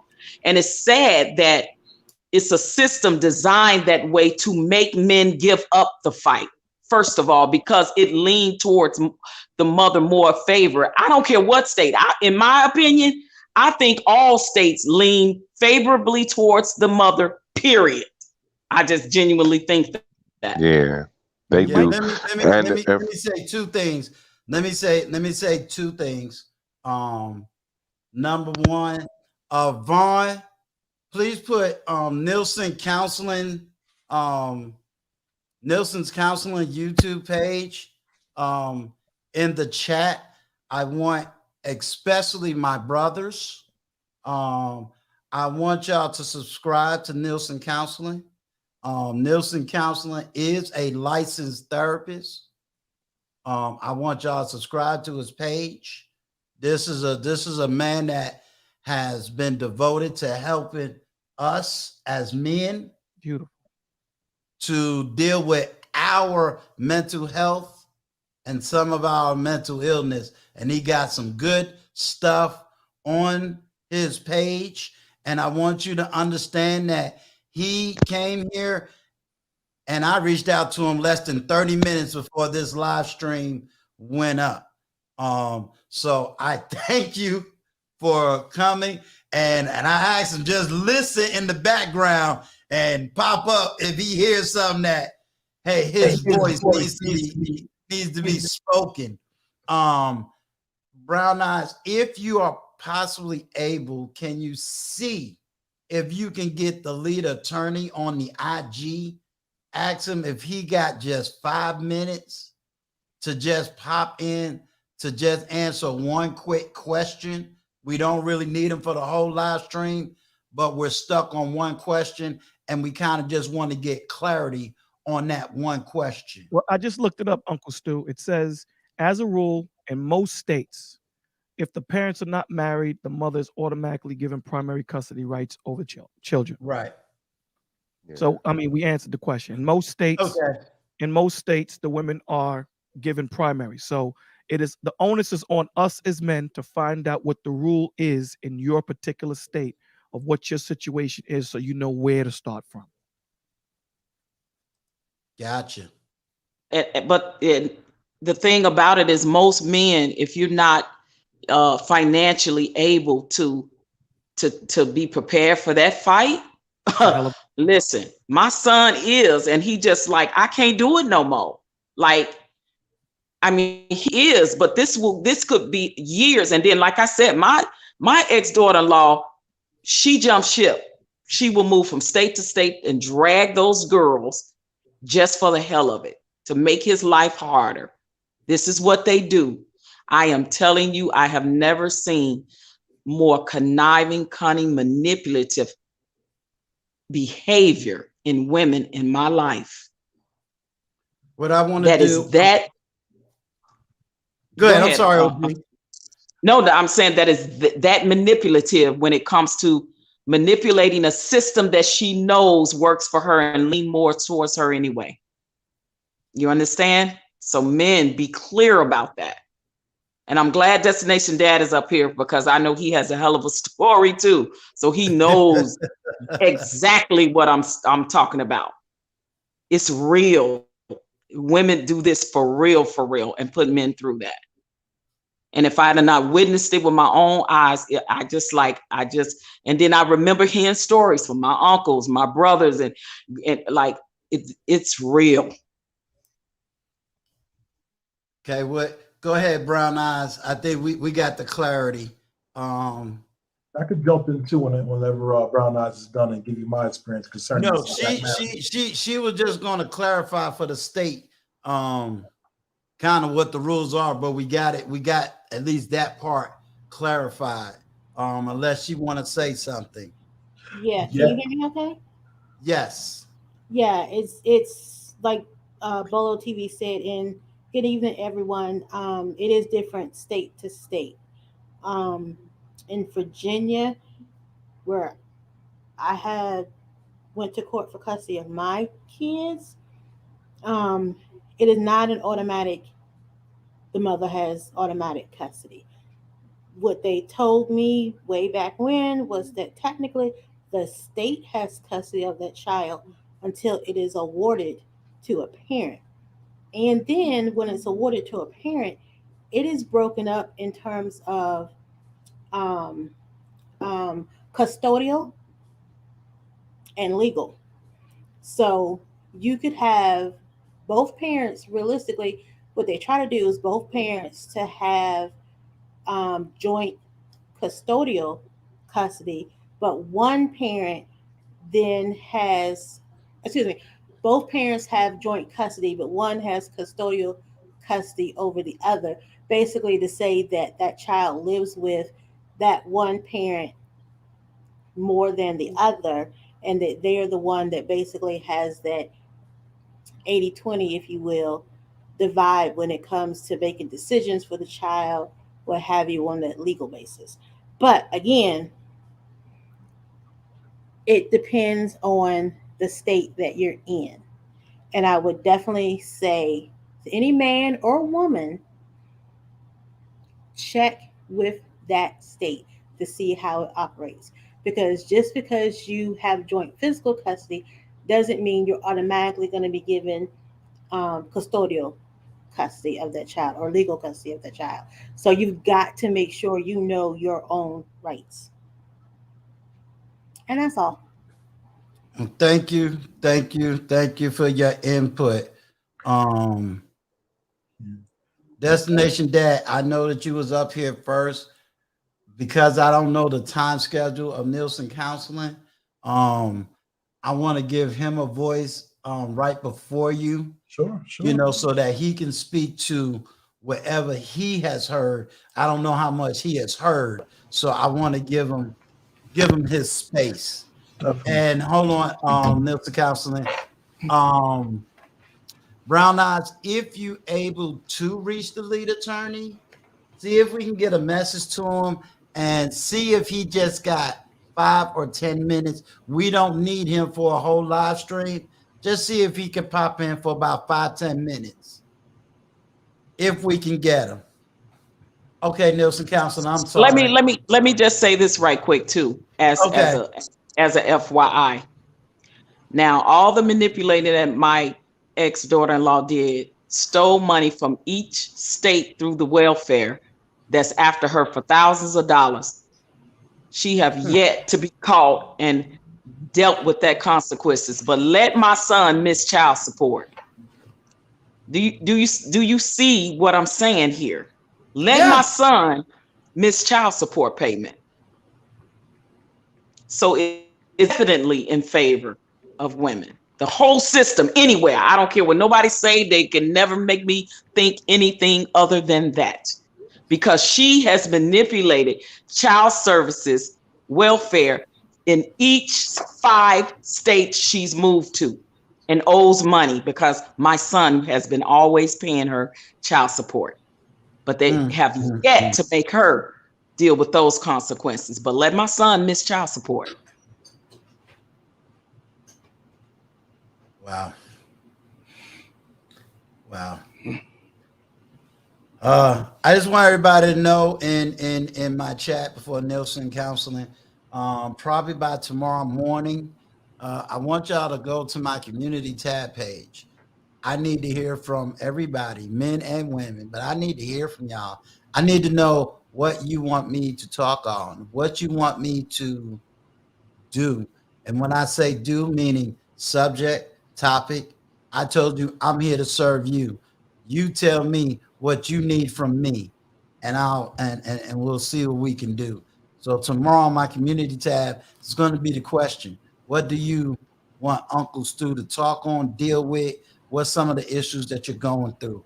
If you can't say it there, go to my about page. My email is in the about page. Write me an email. Brown Eyes will tell you I read every single personal email myself. 100 watts. I need you to email me, sir, and just email me. Yes, we're gonna represent. I'm sorry, man. It was a counseling, please. Oh yeah, for coming at such a. Oh no, thank you for the invite. Can everybody hear me? Okay. Yes, sir. Yeah. So this is a great topic, and honestly, I see this every day. I have a lot of clients. I have a lot of couples that kind of follow this format inside of their relationships, and I'm really happy because some of them actually realize there's a problem and come to counseling. But what I'm starting to realize in every community, every ethnic group, they have their own problems. They have there's things that can be traced back in their family systems that kind of lean towards certain types of disorders. Like take the Brazilian community, for instance, there's a huge emphasis placed on looks physical looks, beauty, things like that. So there's a high level of anorexia that goes throughout their community. So that's a lot of the children suffer with that. So I see a lot of children come to my office that deal with that. In I think in the Black community, one thing that I'm really starting to see is that a lot of these behaviors that I see from the young women kind of mimic borderline personality disorders. Wow. And just a couple of the kind of the symptoms of that is like frantic avoidance of like abandonment, very high degree of impulsivity, threatening self-deletion. So a lot of the guys that I'm not sure you're inside a relationship with a young lady, and it feels like the greatest thing on earth sometimes because she loves so intensely. Like everything is great when it's great, but when it's horrible, it's extremely horrible. It's like a roller coaster of emotions, up and down all the time. And that's kind of the pattern. It's unstable relationships, operating based off of fear of abandonment, and then it's like a lot of paranoia type of things. But we're not realizing that while they might not have the actual disorder, there's something about the way we operate in our community that encourages these symptoms.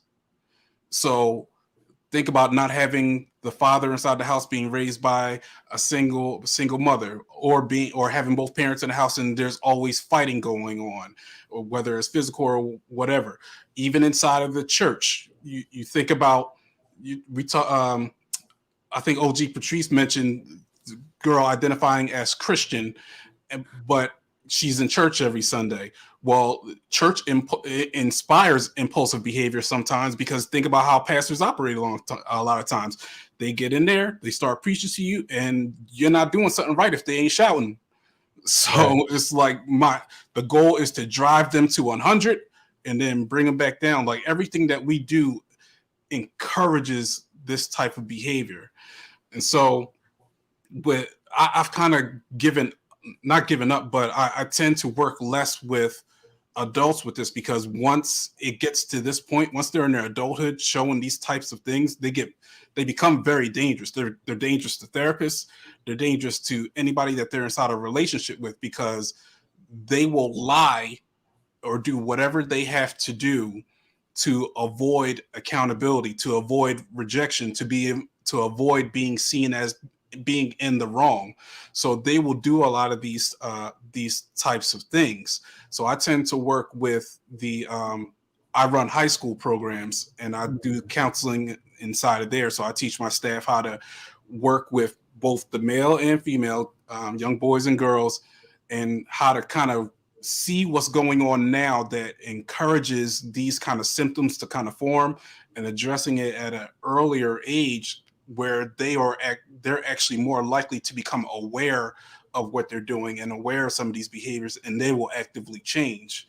But the reason why this is kind of impacting our men more severely, I think it might have been mentioned earlier, is I had a white couple that came in, same exact thing. Had the wife was just all over the place, always accusing him of cheating, throwing things at him, arguing, and he was just the normal guy. He had in his mind what it meant to be a good man, and that meant to be supportive, and that meant to, never break up. So he's dealing with this the whole time, and you deal with it so long that it can actually cause a mental break. And a lot of our men come to that point where we have that mental break, and once we get to that point, the gloves are off. Like, we will do what we have to do to survive. We'll stoop down to the lowest level, because honestly, like, if it feels like everything is up against you, and that's usually the point when we end up getting into trouble. But I look at it as, at that point, you really do not have the mind or capacity to do anything else other than what instinctually happens for you, and that is to go into self-preservation.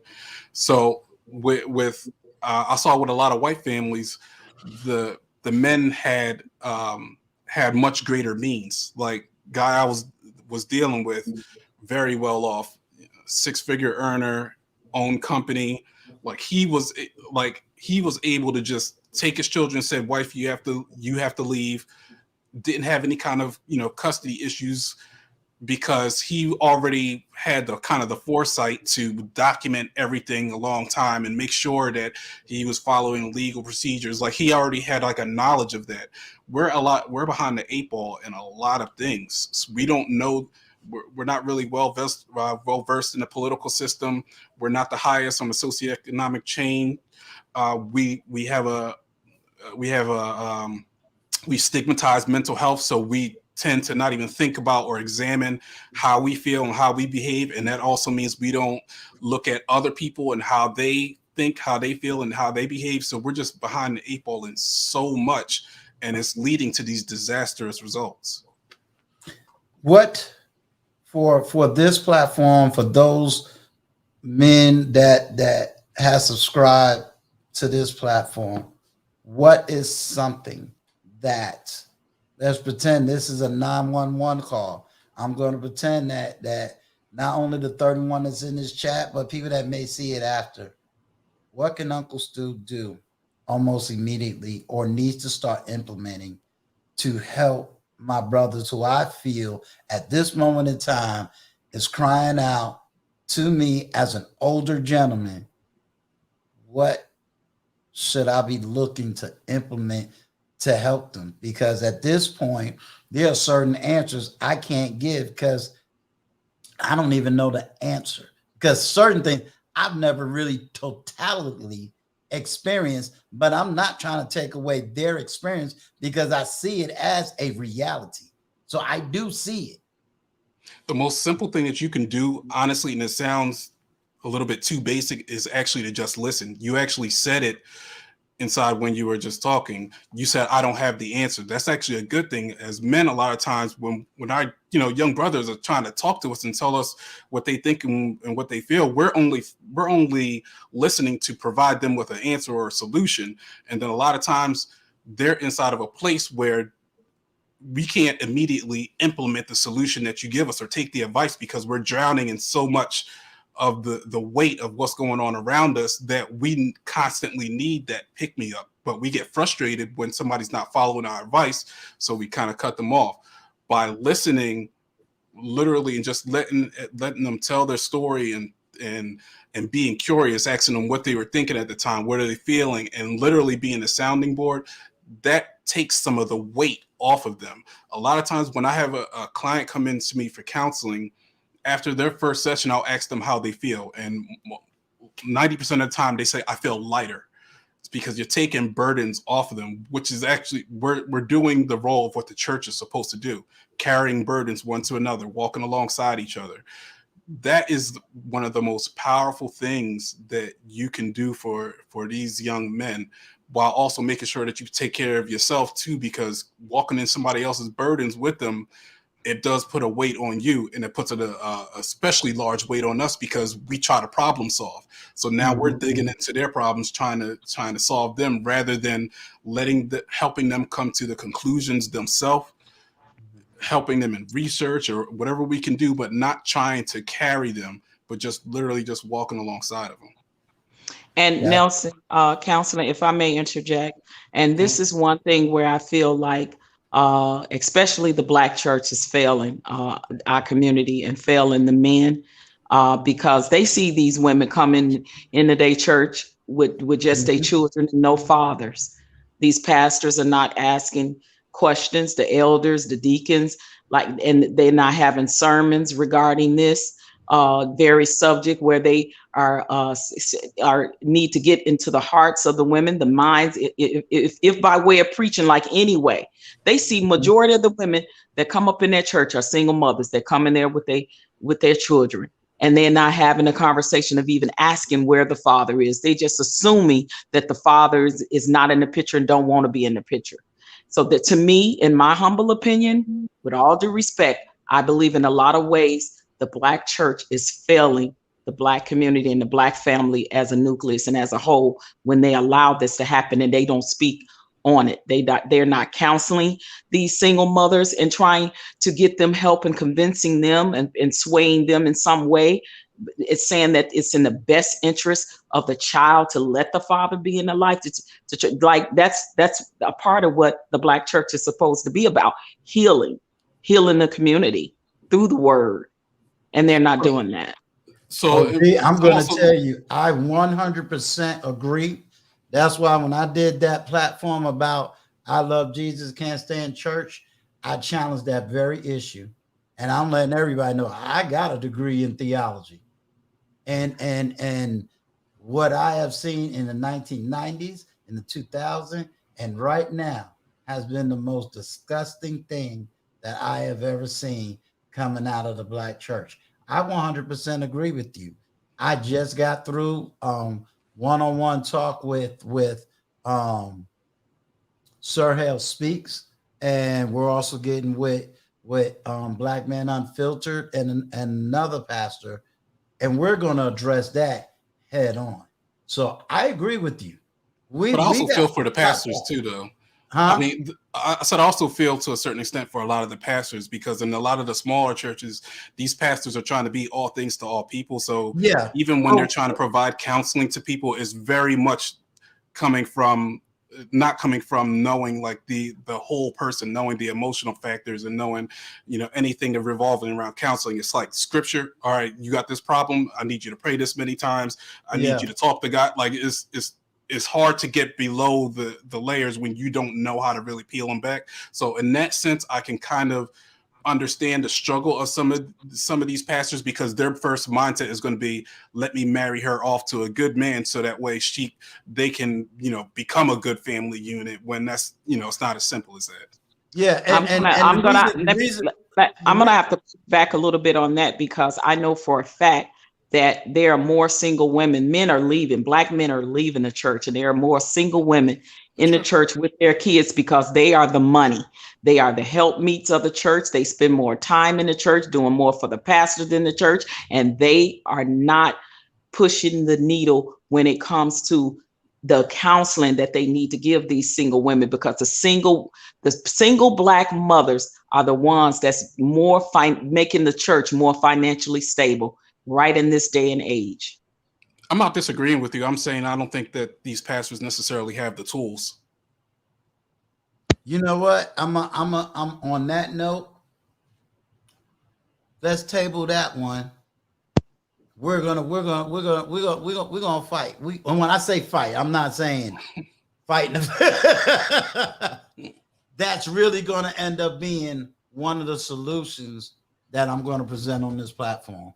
Somebody got to take the lead and begin to minister to my brothers in that regards, because now that we know the problem, at least from the church side, from the counseling side, and like I said, we've been dropping your channel in the chat, because you are definitely a man that's needed in this space big time.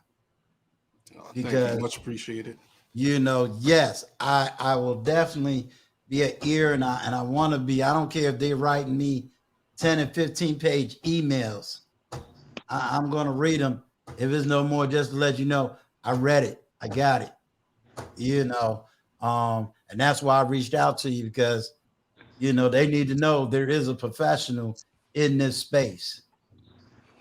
Yeah, I mean, that's all kind of what my channel is trying to be about. I'm trying to find the best way to kind of destigmatize mental health. Everything is not about having a disorder. Like, honestly, talking about half of this stuff is like, when I mention a disorder like depression or bipolar disorder or something like that, it's literally just so that you can understand what some behaviors look like. And I think that's valuable for all of us, especially young men dealing with like, for the young men that unfortunately got into these types of relationships where they were manipulated, like you were talking about OG Patrice, even if he had the knowledge of what some of these personality characteristics were, it allows you to be able to avoid certain situations better. Like I have a family member dealt with probably a carbon copy of the young lady OG Patrice is talking about, and he came to the point where he realized the only thing to preserve my sanity, the only thing I could do is become numb to all emotion when dealing with this person, become very rational, become very pointed. Make sure I document everything. When I'm talking to her, I make sure that I'm just talking in like absolutes, and I'm always backing up everything with documentation. I don't let her bring me up or down. I don't let her get me emotionally riled up when she says crazy things. Like, literally knowing how to deal with this person can help preserve or save your sanity. So And in other that's words, the thing. I I need to agree with have you that on save that. yourself black man syndrome.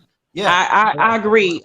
You know, because I know it. I know it affected my son emotionally, probably even mentally. But this is the kicker for me, that the reason why I say I know that women like that don't make good mothers is because they know it affects the child.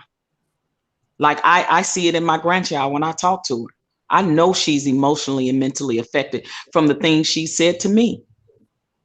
And that's the thing. It's like, you really, like, for the life of me, that's not a good mother. I just, that part right there gets me, is because she is emotionally and mentally damaging her own child by doing that, by keeping her child away from her father. But we You know, don't when a teach the value child of say, children anymore. exactly, you know, when a child is saying things to you like, why don't my daddy love me? I heard my daddy got another family. I got brothers and sisters I don't even know. She, how can she know that? She ain't making, this is the stuff that women put in their own children's head. And I have to try to be the equalizer for that.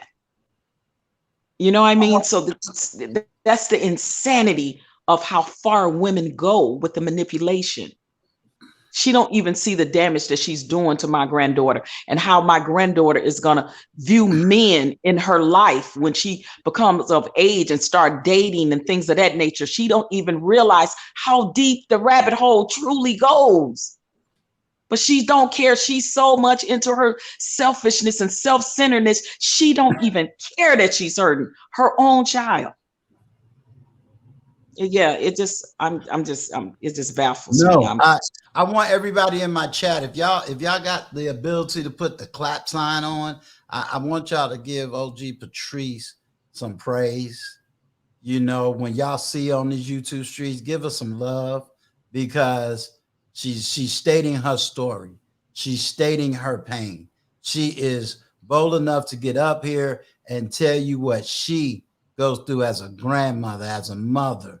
You know, we don't get a chance to hear the woman's side of the pain of what other women go through. Sometimes we don't recognize what other people are going through. We just judge them on one statement or one theology or one whatever.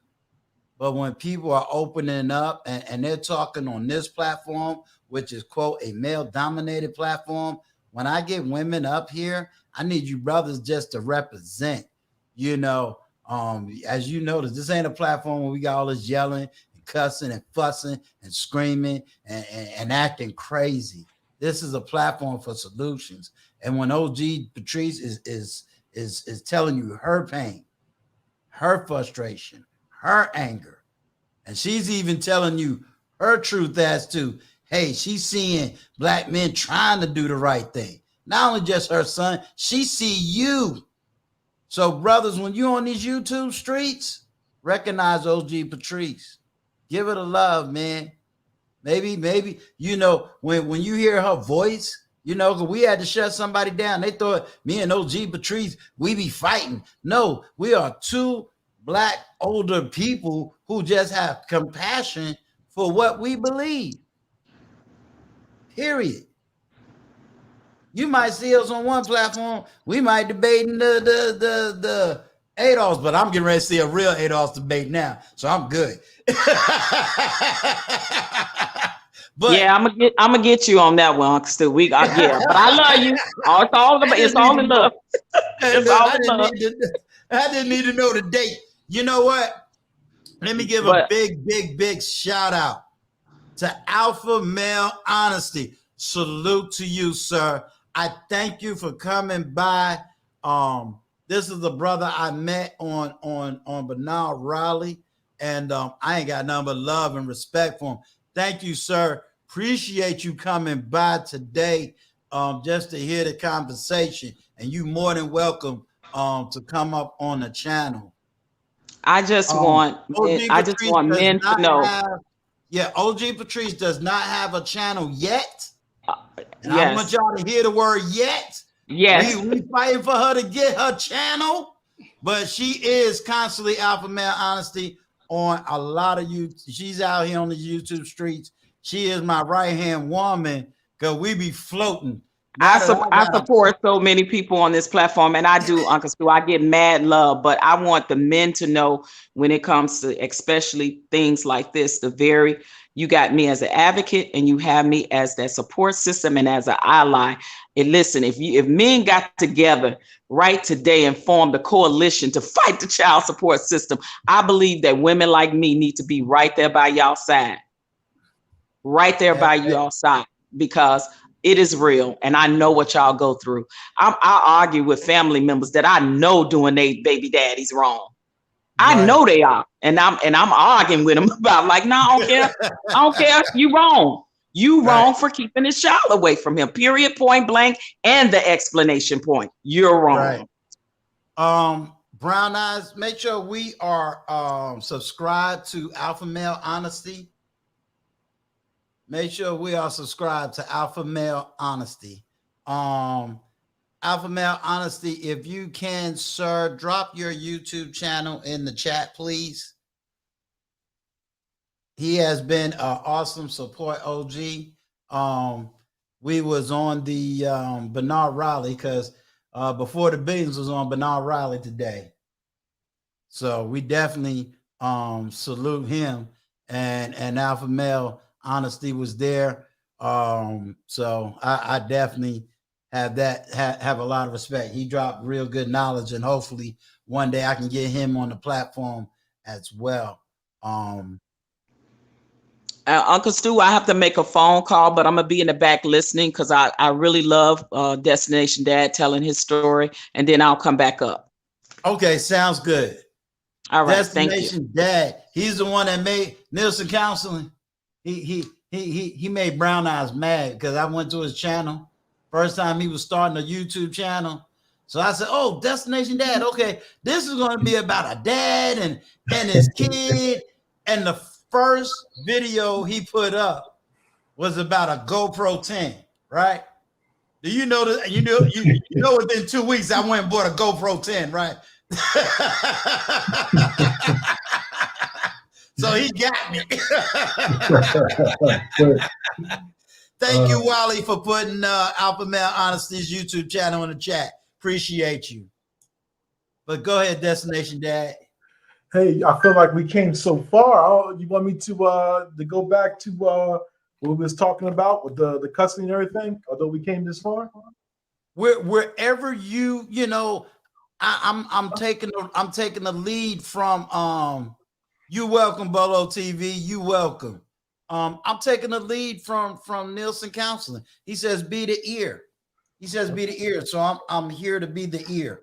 And I'm quite sure if y'all want to drop the link, you could drop the link. And Alpha Male Honesty, if you got time, come on up, sir. But go ahead, Destinate, wherever you feel. I'm here to be the ear. Sure. So I was going to go back to what you was talking about as far as establishing rights. Yes, sir. So as far as I'm in Texas now, I'm from Philly, but I live in Texas. Okay. So I'm going to take it all the way back to the hospital. Now, in the hospital, my ex had the naming rights because we weren't married. Okay. So when after she had the baby, there was her room. Everything was hers. And even the naming rights, and we disagreed about the name until finally she agreed at the name at the last second. And, it was all over. From the hospital to the first doctor's visit, it was still mom's rights at the time because I didn't have the birth certificate. And, our child still had, he had my last name, but the hospital record still had her as his last name. So until I got the birth certificate, I still didn't have rights. Although I was there with her at the doctor's office, they was still basically talking to her and not really me. we're asking her for her signatures. It wasn't until I talked to my lawyer and basically 411 through all the conflicts that we had, I found that out that either side, my Hold son, up, hold up. Destination Dad. Yep. Do you have YouTube playing in the background? I have people saying that there's an echo, and Duquesne saying to shut your YouTube off in the background. I don't have YouTube up. Are y'all? Is It's probably 'cause everybody I'm hearing the close. echo? It's probably because I'm close and my room has a little echo here. Let me move back. How I sound now that I'm a little further back? How does he sound, y'all? Sounds better? Okay, sounds All better. right. All right. So I'm going to talk from this distance right here. So I hope y'all heard me. So in the hospital, I didn't really have rights. The first doctor's visit, I didn't really have rights. And then after talking to my lawyer and talking to a couple of people from 411 and the officers that came over me feeding my child baby food that had meat in it, long story. I told that one a couple of times. She called the cops because she said I was abusing my child because I was feeding them meat. And the cops got mad and told her no. But what the cops said and my lawyer said at that time, either one of us could have left with our child because we had no paperwork. So I could have went away with my child and she would have to fight to get me back. And she could have easily went away with our child. And, I would have had to fight to get him back. And even the cops one time had to tell her, like, he has a child now. The child's in his possession. And the only way we could give the child back to you is if he agrees to it. So that was a real shocker to her at that time. So eventually, when I had enough of the nonsense, because I'm the one that filed for the separation, I basically had my lawyers fill out the paperwork. We went down to the magistrate. Magistrate asked me a couple of questions. At the time, my child was like 7-8 months filed. And ever since then, I had my child a minimum of 50% of the time. Sometimes I had it more until like not the last judge, one of the many judges that we had made it even 50-50. But I haven't had anything less than 50-50 since the beginning of this. But in Texas, where I lucked out is if the child is under 3 years old, it normally defaults to the mother, especially like she's breastfeeding. And you get overnight visits if you're not even overnights. You get how did my lawyer say it? She said she would get the custody and he could get me very generous visiting hours. And then I read up on the law and then I talked to the lawyers. It was like, normally defaults to the mom to kids underneath 3. And then it changes at 3 years old because normally I guess she's breastfeeding and everything. So after that has been established, I got 50-50. So keep in mind, I got 50-50, she got 50-50. It doesn't stop there because now even though you have it legally, in people's mind, they still think the mother owns the child. So I had to fight with multiple doctors. So I worked with HIPAA plenty of times. So I'm a data architect, data engineer. So I design systems. I do things for compliance. I read up on HIPAA. I make sure that we're certified, we pass. I got to take all these tests, blah, blah, blah. So at least 3 times, my son went to the emergency room. I wound up finding out. I went there to try to find out what happened because, one time she lied to the doctor, she lied to CPS, she lied to me. Big deal, big issue. And I had to fight with the doctors because they didn't think I had rights to know about my child. Even the one time I had my child with me. So I'm like, hold on, I have my child with me.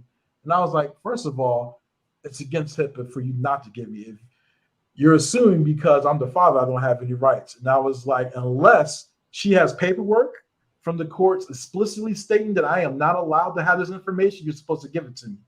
And then I had to run that down. Then they got scared. I started talking Sue. And then that, like, within, I guess, like a half an hour, 20 minutes, they came out. The big guy apologized to me. They gave me all my information. Before even getting to that, the one pediatrician that I had, hours of research, one of the best pediatricians where I'm at. I transferred them there. The women at the office, the front desk, already discriminating against me, talking about, at first when the mom called out, because I told her that, I didn't tell her, I left the information up on the table where his new doctor's office is going to be, because by that time he wasn't even communicating. She calls up there, she throws a hissy fit because I got my child vaccination. She's an anti-vaxxer.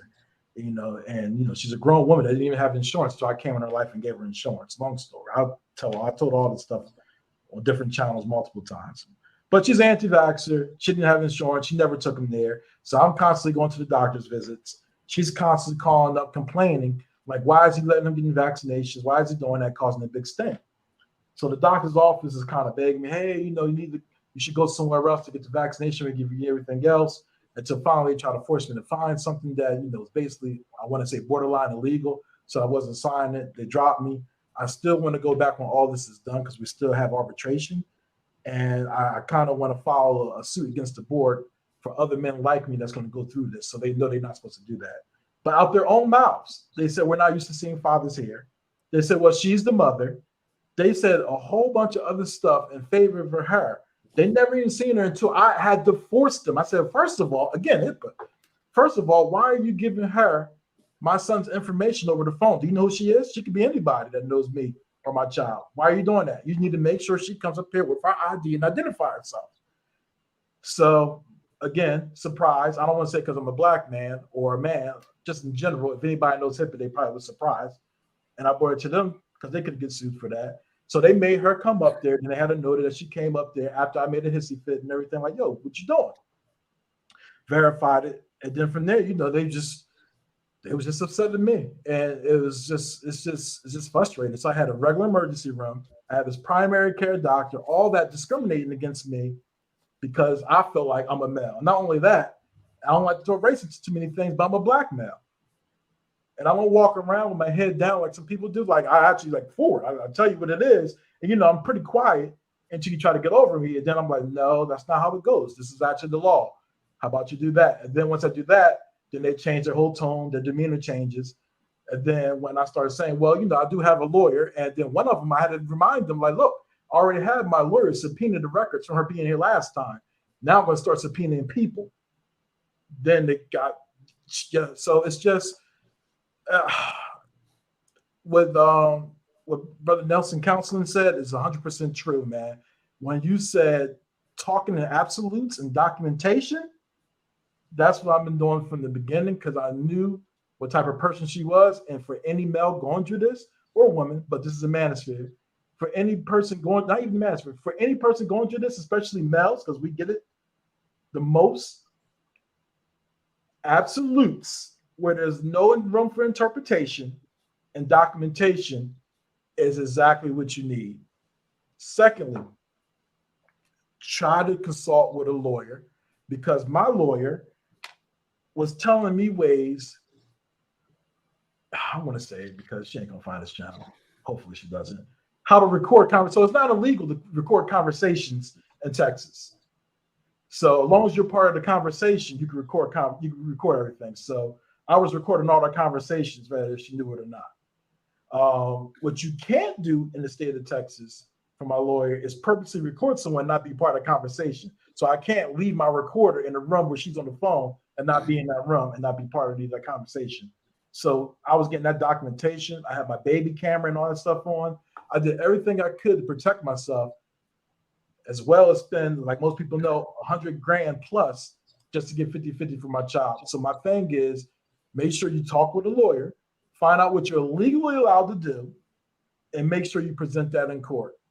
Now, a lot of my stuff didn't get presented in court, but I had mountains and mountains of evidence that was handy for some of the stuff to refute what she was saying. A lot of stuff didn't get presented, but the stuff that did helped my case. And it kept me with 50-50 and it got me into arbitration. But yeah, it's hard out there for a father. So just to let you know, even when you do have rights, you still got to fight the people who bias against you. It's interesting you said that because literally, so I just had my fourth child was born last week on the 26th, and Congratulations. that whole thank you. That whole thing with the hospital, like men, we are treated as second-class citizens when we are in the hospital with our wives. Like nurses are looking at me like, "How dare you?" Like just my mere presence. And it wasn't until I left the room for 5 minutes to where they got her to sign the birth certificate. Like I wasn't. It was like they were purposely waiting for me not to be present for a lot of things. Even when I took one of my sons in to get his adenoids removed, Right. they ask me questions like, "What does the mother consent to you having him surgery?" I'm like, "I'm his father, and I'm standing right here." So That's insane. it's like Yeah. this is literally sanity, and that's why I'm so big now in like understanding politics and stuff like this, because now we have to go to higher levels and start to like, I'm so glad you know HIPAA compliance and all that stuff, Destination Dad, because like we need those tools. We need to understand this language in the moment. Like a lot of times when this stuff happens to us in the moment, we just get upset and like, we want to curse somebody out, but everything to say, what they can and they can't do, and that's the stuff that we all need to be able to kind of fight this. Yeah, you got to speak that language. Their language is money. How are you feeling? I'm gonna put into practice what I've just learned today. How are you feeling, Destination Dad? Well, putting into practice what I just learned today. No, I am putting into practice what I just learned tonight. And that is when you say the things you have said, I need to also do a mental health check. So I'm asking you, how are you feeling right now? Oh, yeah. I'm feeling my default's happy, Uncle Stu. My default's happy. And I'm glad you said that, because again, what Nelson Counseling said was beautiful. He was like, yo, sometimes you got to realize the signs. Like, you got to realize the signs of certain like personality disorders and stuff like that, so you can know when to retract or identify or know what you're at least doing. Because there's a lot of people walking around here undiagnosed. And, I think I ran into one of them. Multiple people said that was, mutual parties, or people who just met her like, there's a bunch of undiagnosed people here. And I agree with Nelson Counseling. Like, it'd be great if you could actually learn some of the signs, some of the common signs of some of these disorders, especially when dating. I will tell you, because 9 times out of 10, yes, he is here voluntarily, but I ain't gonna lie to you, certain professions are on a money time basis. This is why I'm trying to hurry up to become monetized, because these are the professionals that I need. And I'm not gonna lie, this is man doing this on his own time, but by definition, he deserves some monetary aid too. You know what I mean? So it's sort of just like when I start trying to set up a Patreon, this is the type of stuff that's gonna go Patreon. It's not to be making a whole lot of money and buying new cars. It's so that I can bring professionals onto the platform to really speak to a lot of things, so that we have it. Lucchese, you done gave me about 2 books. See, Lucchese, you don't realize I am a reader. I will end up getting these books. So I gotta go look it up in my Amazon and put it out there. Let me share this. Was you finished Destination Dad? Because then I got Wayne signing, and then I got Alpha Male Honesty on the platform. Oh, let Alpha Male go first, because I was already here. Okay. So he can go first. Yeah, I'm finished. Thanks, Uncle Stu. And I'm gonna hop down too. Yeah, no, I didn't. Hello? Yeah, I can hear you. Can you hear me?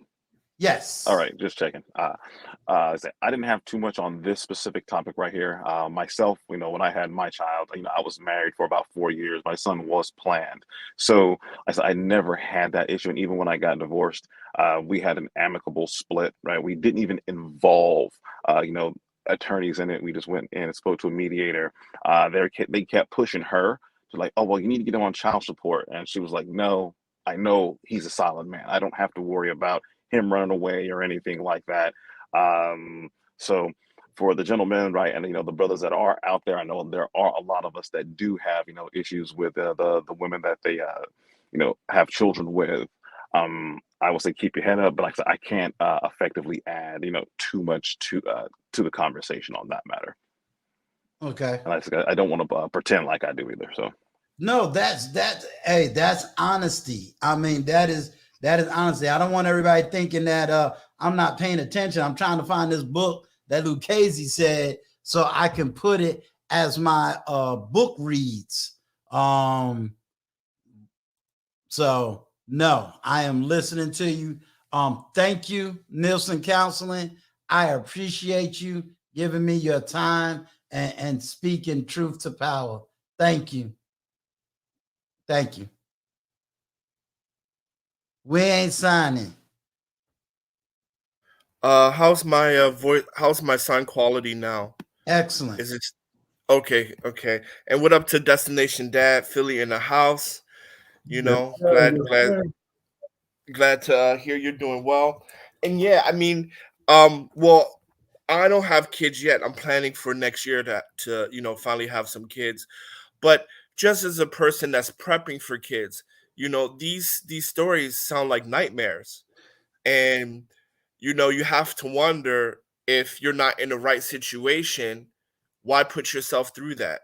Because the stories I'm hearing tonight from both the gentleman and OG Patrice, why would I put myself through that? Why would I put myself through being treated as a second class citizen? Why would I put myself in a situation where, you know, she has all the power, and, in some cases, unless I have a lot of money, what can I do? And it's just kind of, it's scary. Like I said, I mean, this was one of the reasons why my first girlfriend came at the age of 24, right? Because you saw, because my age group, we were the group of teenage mothers, teenage fathers, right? Mhm. My teenage parent life went MTV back in the day, where you know I would say, even in my personal group, out of 10 of my closest friends, four of them had kids by the 11th grade, right? And you just kind of see the I don't want to say horror, but the Mhm. hell that they went through. And it scares you, right? It scares you as a person that wants better for your life. It scares you. And so, I mean, these conversations are needed, because you know when it comes to children, you have to make sure, because everyone talks about, you know the deadbeat dad, but no one talks about the kidnapping mother. And I don't mean that in a salacious way, Right. but these, like, Otre's son has gotten his kid kidnapped from him, right? That's kidnapping, Yeah. right? That is legit kidnapping. Because if you move to other countries, let's say, like, for example, here, men and women have the equal amount of rights. So, for example, if she just ups and takes your kids, you can say she kidnapped your kid, and the authorities would take action. But because we're second class citizens back home, you know, you taking your child to a doctor's appointment, people looking at you side eye like, are you kidnapping right now? Right? Do Right. you have the authority of the mother? And we all know that just comes from, you know, well, two things. We all know that this stems from slavery, and we all know that, like, we all know that on a government issue, right? Kids belong to the state, right? That's Right. why the government has such authority over children, right? We have to go to Right. the courts to see who it goes to, right? So in theory, right, kids belong to the state, right? If we want to, keep it 100. So, Mhm. but so me landing this plane is just that, you know, one, these stories are really good to hear, but two, these stories are terrifying, because like, we like, people don't know about the depression and the sadness, and men getting their children literally kidnapped. And I want to use that word, because if a man did that, everyone would be empathetic to the woman and say, "Oh my God, I can't believe you went through that." Oh, there'll be Let a a man go there'll be stay. a national outcry. Yeah. Right. But people need to understand that, this is more than just saying, "Wow, oh my God, I can't believe this happening." Their children are being kidnapped, right? And I want to use that word, It's okay. kidnapped. Like, these women are kidnapping their children away from their fathers. And I'll land with that. Mm. I just want y'all to go ahead. I wanted to say that we ain't signing ish. Listen, when you father a child from a mother abroad, you absolutely are correct when it comes to even being even more afraid that if she takes that child and go back to her native country, they have so many cases where one of the parent have literally had to go through underground systems or support systems that help the parent get their child back into the States, because when you go over there, you're right, you have none. You have zero, No, because you go the into a men have system. the right. No, the men have the right. Like, so for example, if me and my wife split, I have full custody of my children according to, their laws, right? The men have the right. A lot of times that happens to women where the dude just up and takes the kids, right? So I Right. have full I have, if we split up and she has the children, I take them. And that's one of the reasons why I actually decided to get married abroad and have my businesses abroad to protect myself, right? So So I can also never it's the be. opposite where you are. Yeah. So for Gotcha. example, even if I had married, let's say I've married an American, she can never take me on child support. She can never take my money, because all of my businesses and everything are made are made abroad, right? I don't make any money in America, and that's why I'm so hesitant to go on YouTube, because all of my cash flow comes from comes from abroad, all foreign currency. And so Gotcha. even with her, and even though we live in China, she's not Chinese either, to make sure that I have equal power, so that if it does come to a dissolvement of marriage, or we have to split up, that I have my rights intact and I keep my Okay, money and gotcha. my kids. Okay, gotcha. Okay. My ex took my child and ran too after the court order, and my lawyer, man, is so good. He pretty much Right. signaled everything that was going to happen. But yeah, we had the order. She got presented the order. Had some stuff with one racist cop, one and a half racist cops at my house. They told her to run. She actually stayed there for an extra 1 day or 2 days. And then I had the cameras, and I saw her packing up the stuff. She fled off somewhere to like Dallas, in that area. It took her like 14 days or 12 days to come back from the court order. Never got in trouble. Never got Yeah, in trouble. I mean, I got a homeboy here in Shanghai who, well, he left now, but Morehouse cat, right? Morehouse cat from Baltimore. He's a principal at an international school, making real good money. I mean, real good money, and had a wife. Brought his wife here. His child. I mean, they're American, but his child was born in Shanghai.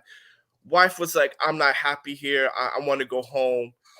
And let's find a job back home. This man is a principal. How easy it is to find another principal job on the spot. Long story short, he comes home one day. She's back in Baltimore. She's on a plane going back to Baltimore. Finds a note and like, yeah, I took the kid and we bounced. Just like that. Ooh, man. Couldn't do nothing about it. So pretty much for like the first 4 or 5 months, he had to send his mom and dad over to check on the kid, and just to kind of make sure everything was good. Nothing happened to her, no legal repercussions, no nothing. She just decided, okay, I wanna leave, so I'm just packing up, taking the kids. I mean, he came home and like child and wife bounced, gone. Can you imagine that? Just out. Yeah. I want skipped the little part. I want to address a comment. Hold on, gentlemen and lady. I want to address this comment. Priscilla Walker, I'm going to let you know something. This is happening so much that it is pathetic. And I'm going to be totally honest with you. The reason you're not hearing it is because above YouTube, these stories are not getting out for social and political reasons. So this is not a 1% story. And if you look on my timeline, you'll hear me talk about it with my oldest daughter, and I am habitually speaking on the subject. What I'll be glad to do is there's more than enough statistics, there's more than enough stories that will say the same thing. I don't know if you saw the introduction of this platform where a girl just said, all because the man was allegedly not there for 9 months, that she just had these full rights and authority to keep the man out of the house. I am an uncle, and I've seen my sister do it. So I need you to know these stories are very legitimate. I can tell you over and over the story of me getting full custody of my daughter. The only reason why I was able to get full custody because I was able to prove that the mother had mental health issues. Else, that child would have been stuck in New York, and Lord knows the condition is a little bit crazy. I know you don't hear it because even with OG Patrice up here, you don't hear it because in the women's sphere, you're not going to hear these stories. They're not going to tell you. All they're going to tell you is that we as men is dusty and we ain't no good and we this and we that and perpetuate the lie. And here in this space, we're going to speak truth to power. And in this space, I'm going to give all the men as much as I can information, knowledge, and a voice. And so I'm sorry if you don't believe it, but it's happening over and over. And no, it's kind of hard to keep taking the statement that all men are bad. I am going to have a platform and it's going to be about another topic that's going to be just as in-depth and as powerful as this one tonight. Just to piggyback yes. to Priscilla Walker from a female's perspective that knows that the statistics are very high in these situations, as someone whose son went through it and a woman that has watched many women go through, take men through this, family members, girlfriends that may not be in your circle, but there are women I'm sure that you know or know of somewhere, either a relative or friend, and these women have a girl code where they protect each other, Priscilla. But you know what? On the same token, these are the type of women that will have a kid and tell that man that that kid is his, knowing that that kid is not even his. These are the same type of women that do the same thing. Men are raising children that they think are theirs, Priscilla Walker. This is real life. And when they find out it's not, there's no recourse. Well, see, the thing is, I don't want her to feel isolated, but if you want to hear the stories, you're hearing it. You're hearing it. It's right here. I mean, so I purposely put OG Patrice on here long before I put one man up on this platform. Before I put one man up on this platform. Right. I'm glad that you said that. I'm glad that you said that. Yeah, but absolutely, and that's why Priscilla Walker. That's the main reason why I put OG Patrice up here tonight. She didn't even know. She just showed up in the chat, and I grabbed her quick because I do know, that's happening. And I thank you. I read that last comment. I thank you. And, I never want women to feel beat up, even on my platform. If you got legitimate questions, I think you need to have that space to ask them. And if you don't, and if you've never heard women, I think you have a right to ask that question, and that's cool.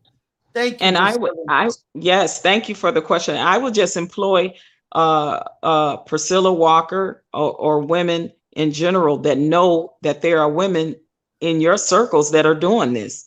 I would just implore you to have the conversations with them, because only until women break the girl code, when they know their girlfriends, when they know their relatives, when they know their nieces, when they know their cousins and aunts are doing these things to men, I employ you. I would challenge you to speak up and have a conversation with those women that you know that are doing this. And although I don't agree with it, Priscilla, like I understand, like it upsets me, but I understand, like a woman goes through 9 months or so, carrying a child, throwing up, waking up, being uncomfortable.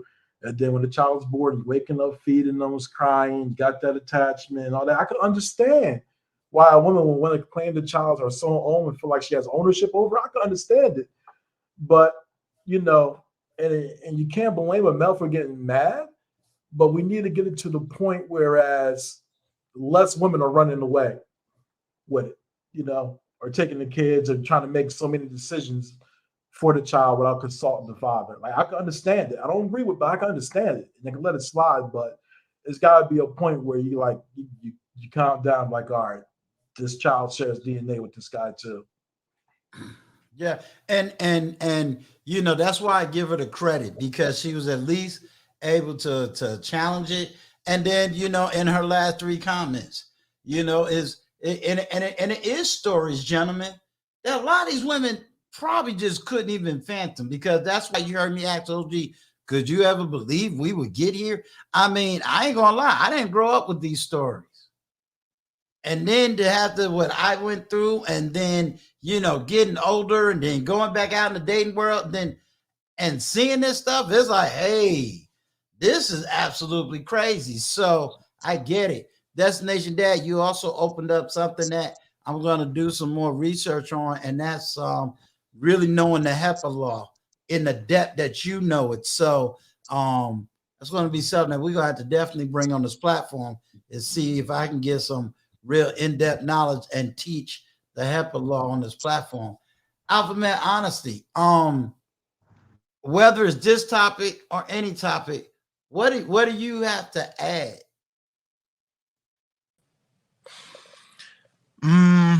That's an extremely broad question. This topic or a different one? What would I like to add? Let's go with let's just go with your support. I mean, I appreciate you coming by onto the platform. So how do you like how the platform is going so far? Actually, it's going pretty good, right? Because I heard you first on Bernard Riley show. So that was last week or a couple of days ago. And I'm like, let me go ahead and check out Uncle Stu, right? Because he's like, hey, I like listening to older Black men, right? Mature Black men that have been there, that have done that. Gentlemen like yourself, where I can learn something from. I'm always looking to grow, looking to learn, and there aren't too many Black men, right, on YouTube, right, in your age group that are just providing direct, honest communication to younger Black men, whether in your early 40s like me, your 30s, or your 20s. There aren't too many brothers out there doing that. So I applaud you for that, stepping up and actually, camming up, making it happen. So I really, really appreciate that. Well, thank you. Thank you. I appreciate you. Thank you. And that's what I want to do. I want to give value. I don't want to give chaos. I don't want to give psycho talk. I don't want to give babble.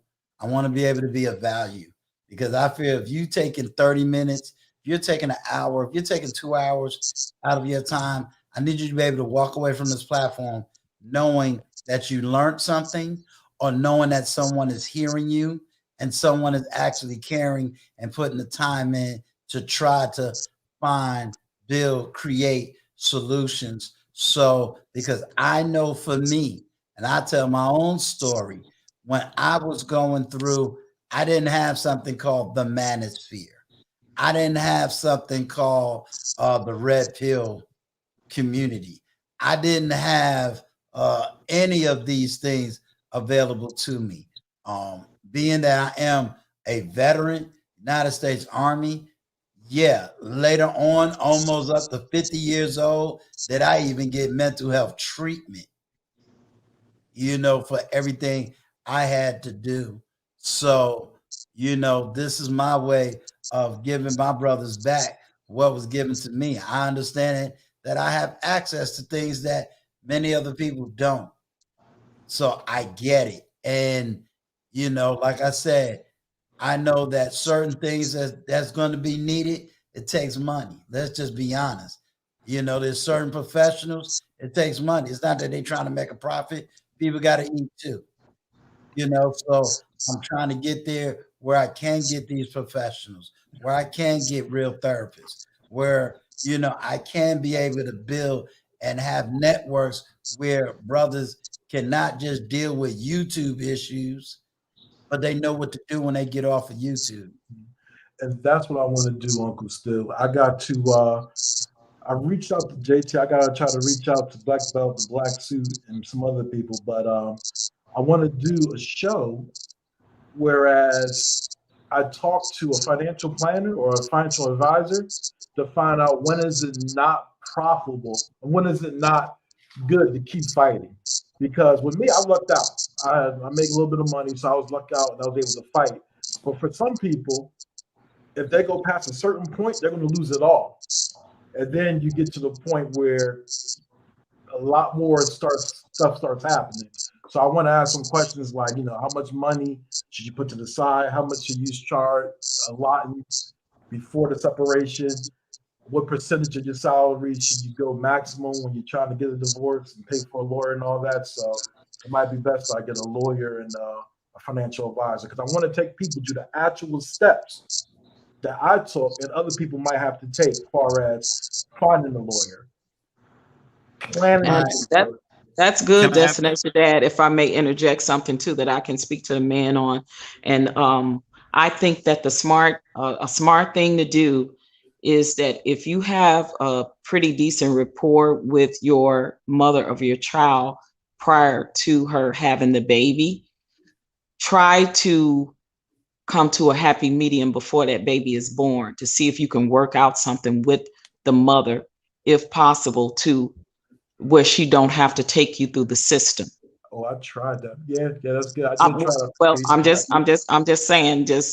but hear me out, Yep. and see if maybe, if possible, if you can explain how the system will win and gain more by putting you through that traction, if you can come to a happy medium agreement, or even something contractual between the two of you, saying that, I can give you this much money and we work something out every so many years or whatever. See if you can talk to an attorney prior to see if some contractual agreement could be made that maybe perhaps you and her can sign together, where she won't take you through that system. Possibly. I know it's a long shot, but it's worth a try. If you pretty much have a good rapport, try to keep the good rapport with women, because what triggers them is the things that, that she may deem unfair, if you guys are no longer together.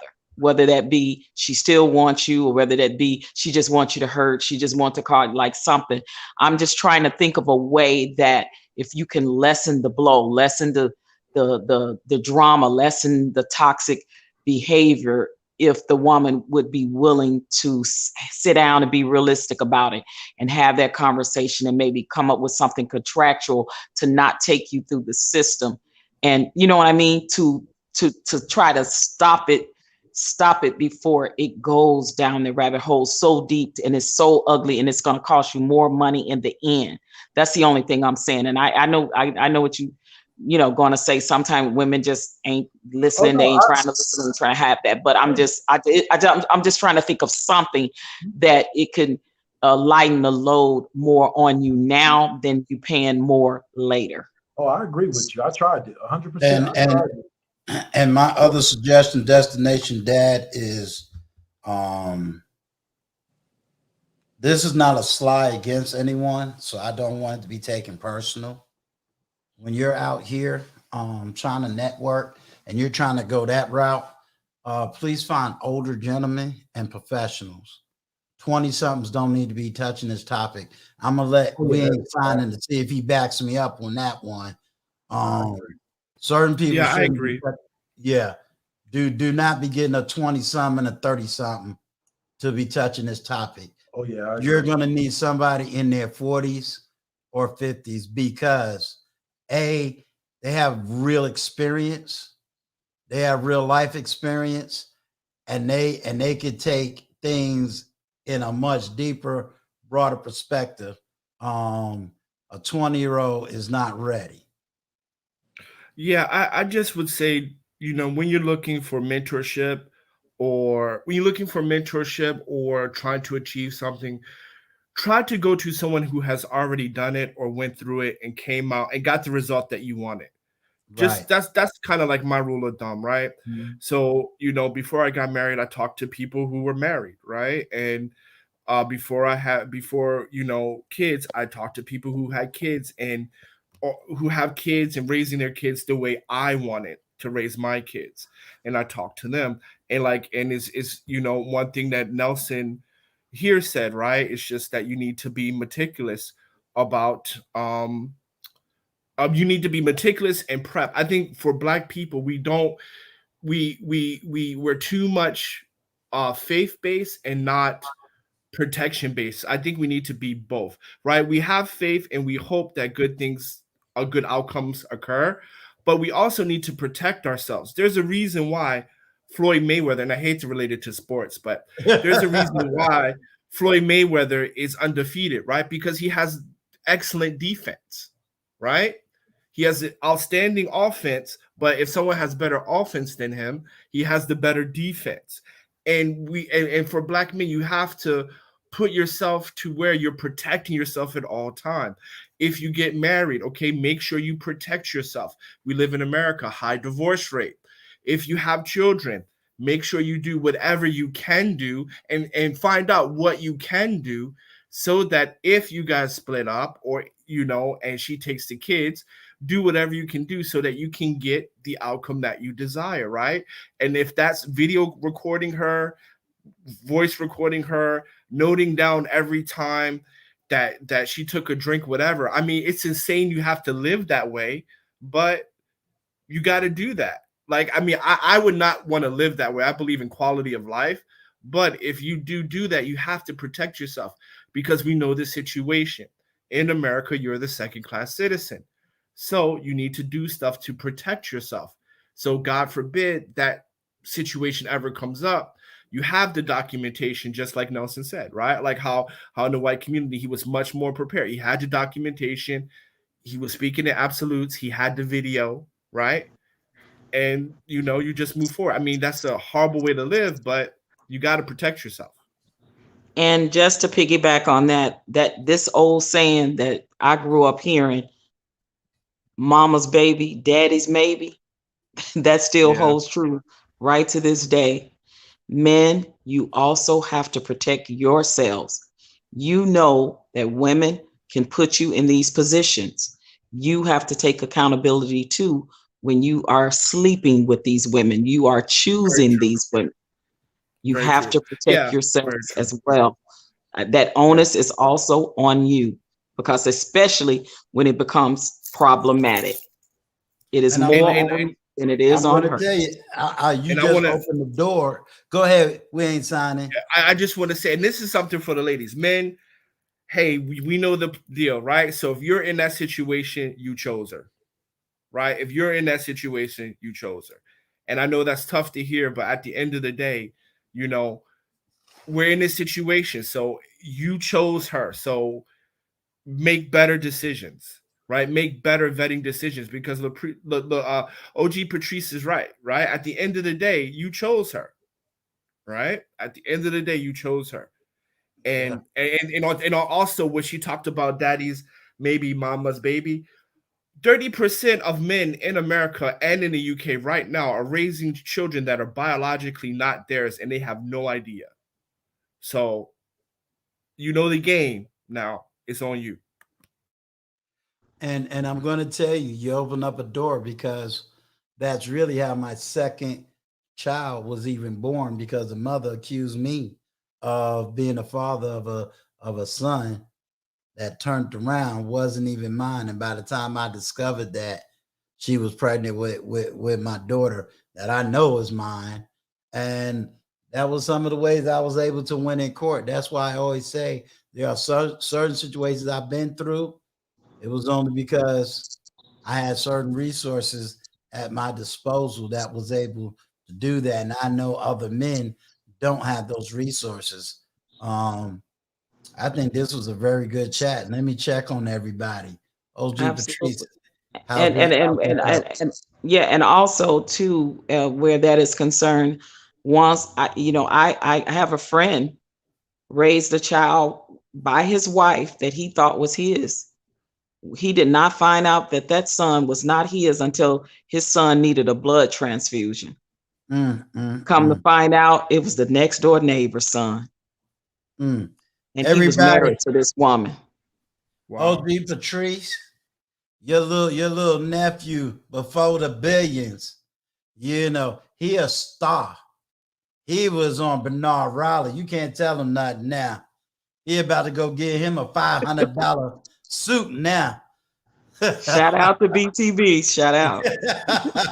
Yeah, look, I told Bernard Riley on his show, I said, what you doing? You snatching up all of TLA's people and putting them on the platform? He said, well, I'll be on there. I'm watching y'all. So, you know, before the billions was on Bernard Riley. So I was real proud of him. He did a great job.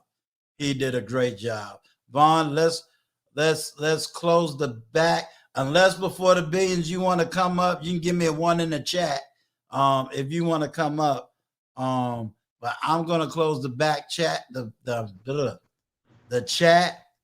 I think this was an awesome conversation. You welcome before the billions. An awesome conversation. Luke Casey, please make sure I get those books. You know, just put it in the email. Go ahead. We ain't signing. I'm getting ready to you know, shut it down. Thank you for coming by. Your knowledge is always welcome here. Lucchese, please make sure I get those books. I will order them. I will put them on my quote unquote to read list, as well as part of my book reading assignments that I'm giving. So please make sure I get those books. I want to thank everybody that came by, everybody on the panel. I want to thank everybody that came through in the chat. Like I said, tomorrow, hopefully I'll have it up on my community tab. Kind of tell me what you need, what would you want Uncle Stu to kind of work on? What's some of the things you going through? If you feel that what you going through can't be said in a sentence, then go to the about page and email me. I do read emails. I do read the comments. If you're not subscribed, subscribe to this page. Tell somebody, hey, there's an OG on the block that really cares about us as brothers. Tell them to subscribe. Watch some of the videos that I've put up. Make comments on those videos. You know, some of those videos I probably will redo because I'm going to add more to that. Okay, you sent in the screenshot. All right. Hopefully Brown Eyes can get it, else I got to reread the whole chat again. So subscribe, watch some more videos. Last time I looked, I needed about, you are so welcome, Priscilla. You are so welcome. And I'm glad that you're here and listening and willing to have the conversation. Tell other women about what's going on. Please stand up. Tell other women what's going on. Challenge their stories. We are some good brothers out here that just want to love our children.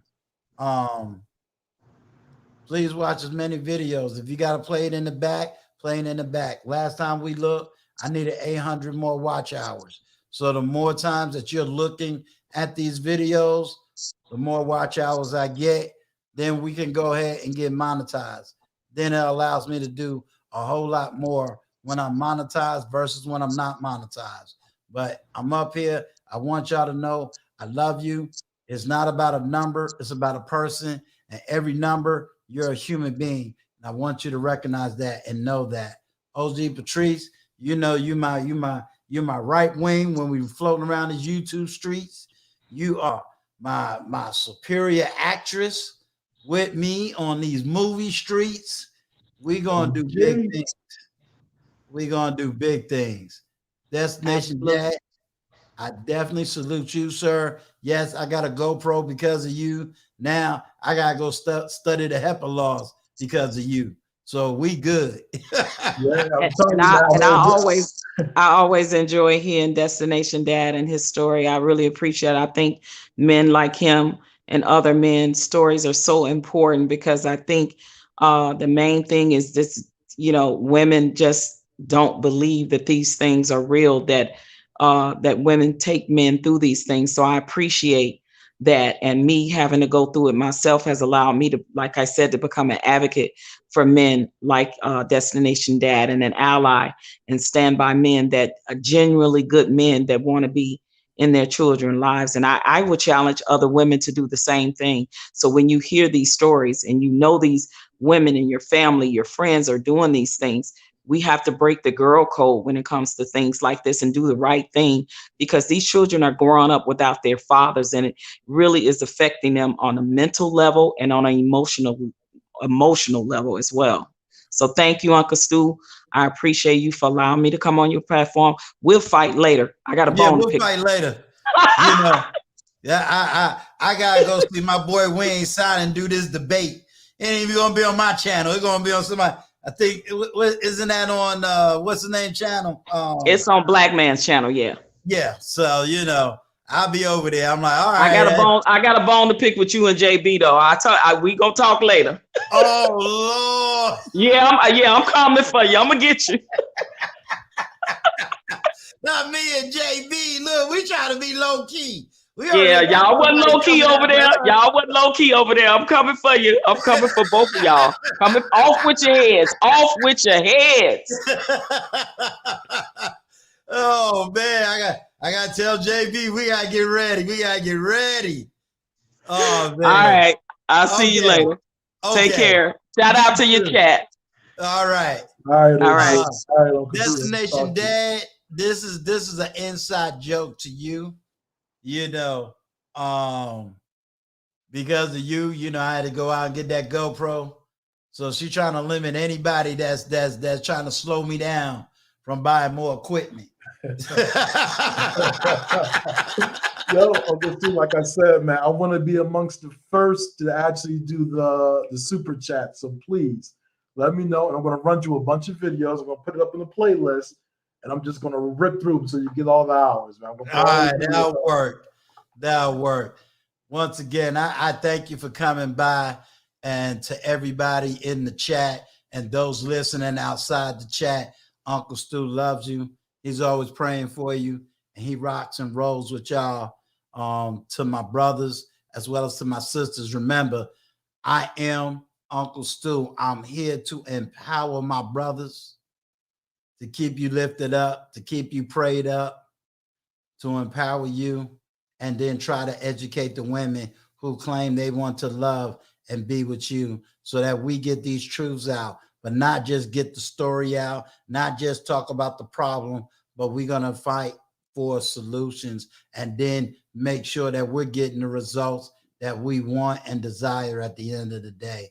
So I just want all of y'all to know that's what this platform is about. So if you support me, you support the stream, just keep rocking with me. I love y'all. And normally I'm supposed to have my little end thing. So let me get this right here. This is Uncle Stu, the old man on the block. Like, comment, share, and definitely subscribe. Emancipate your mind. Peace.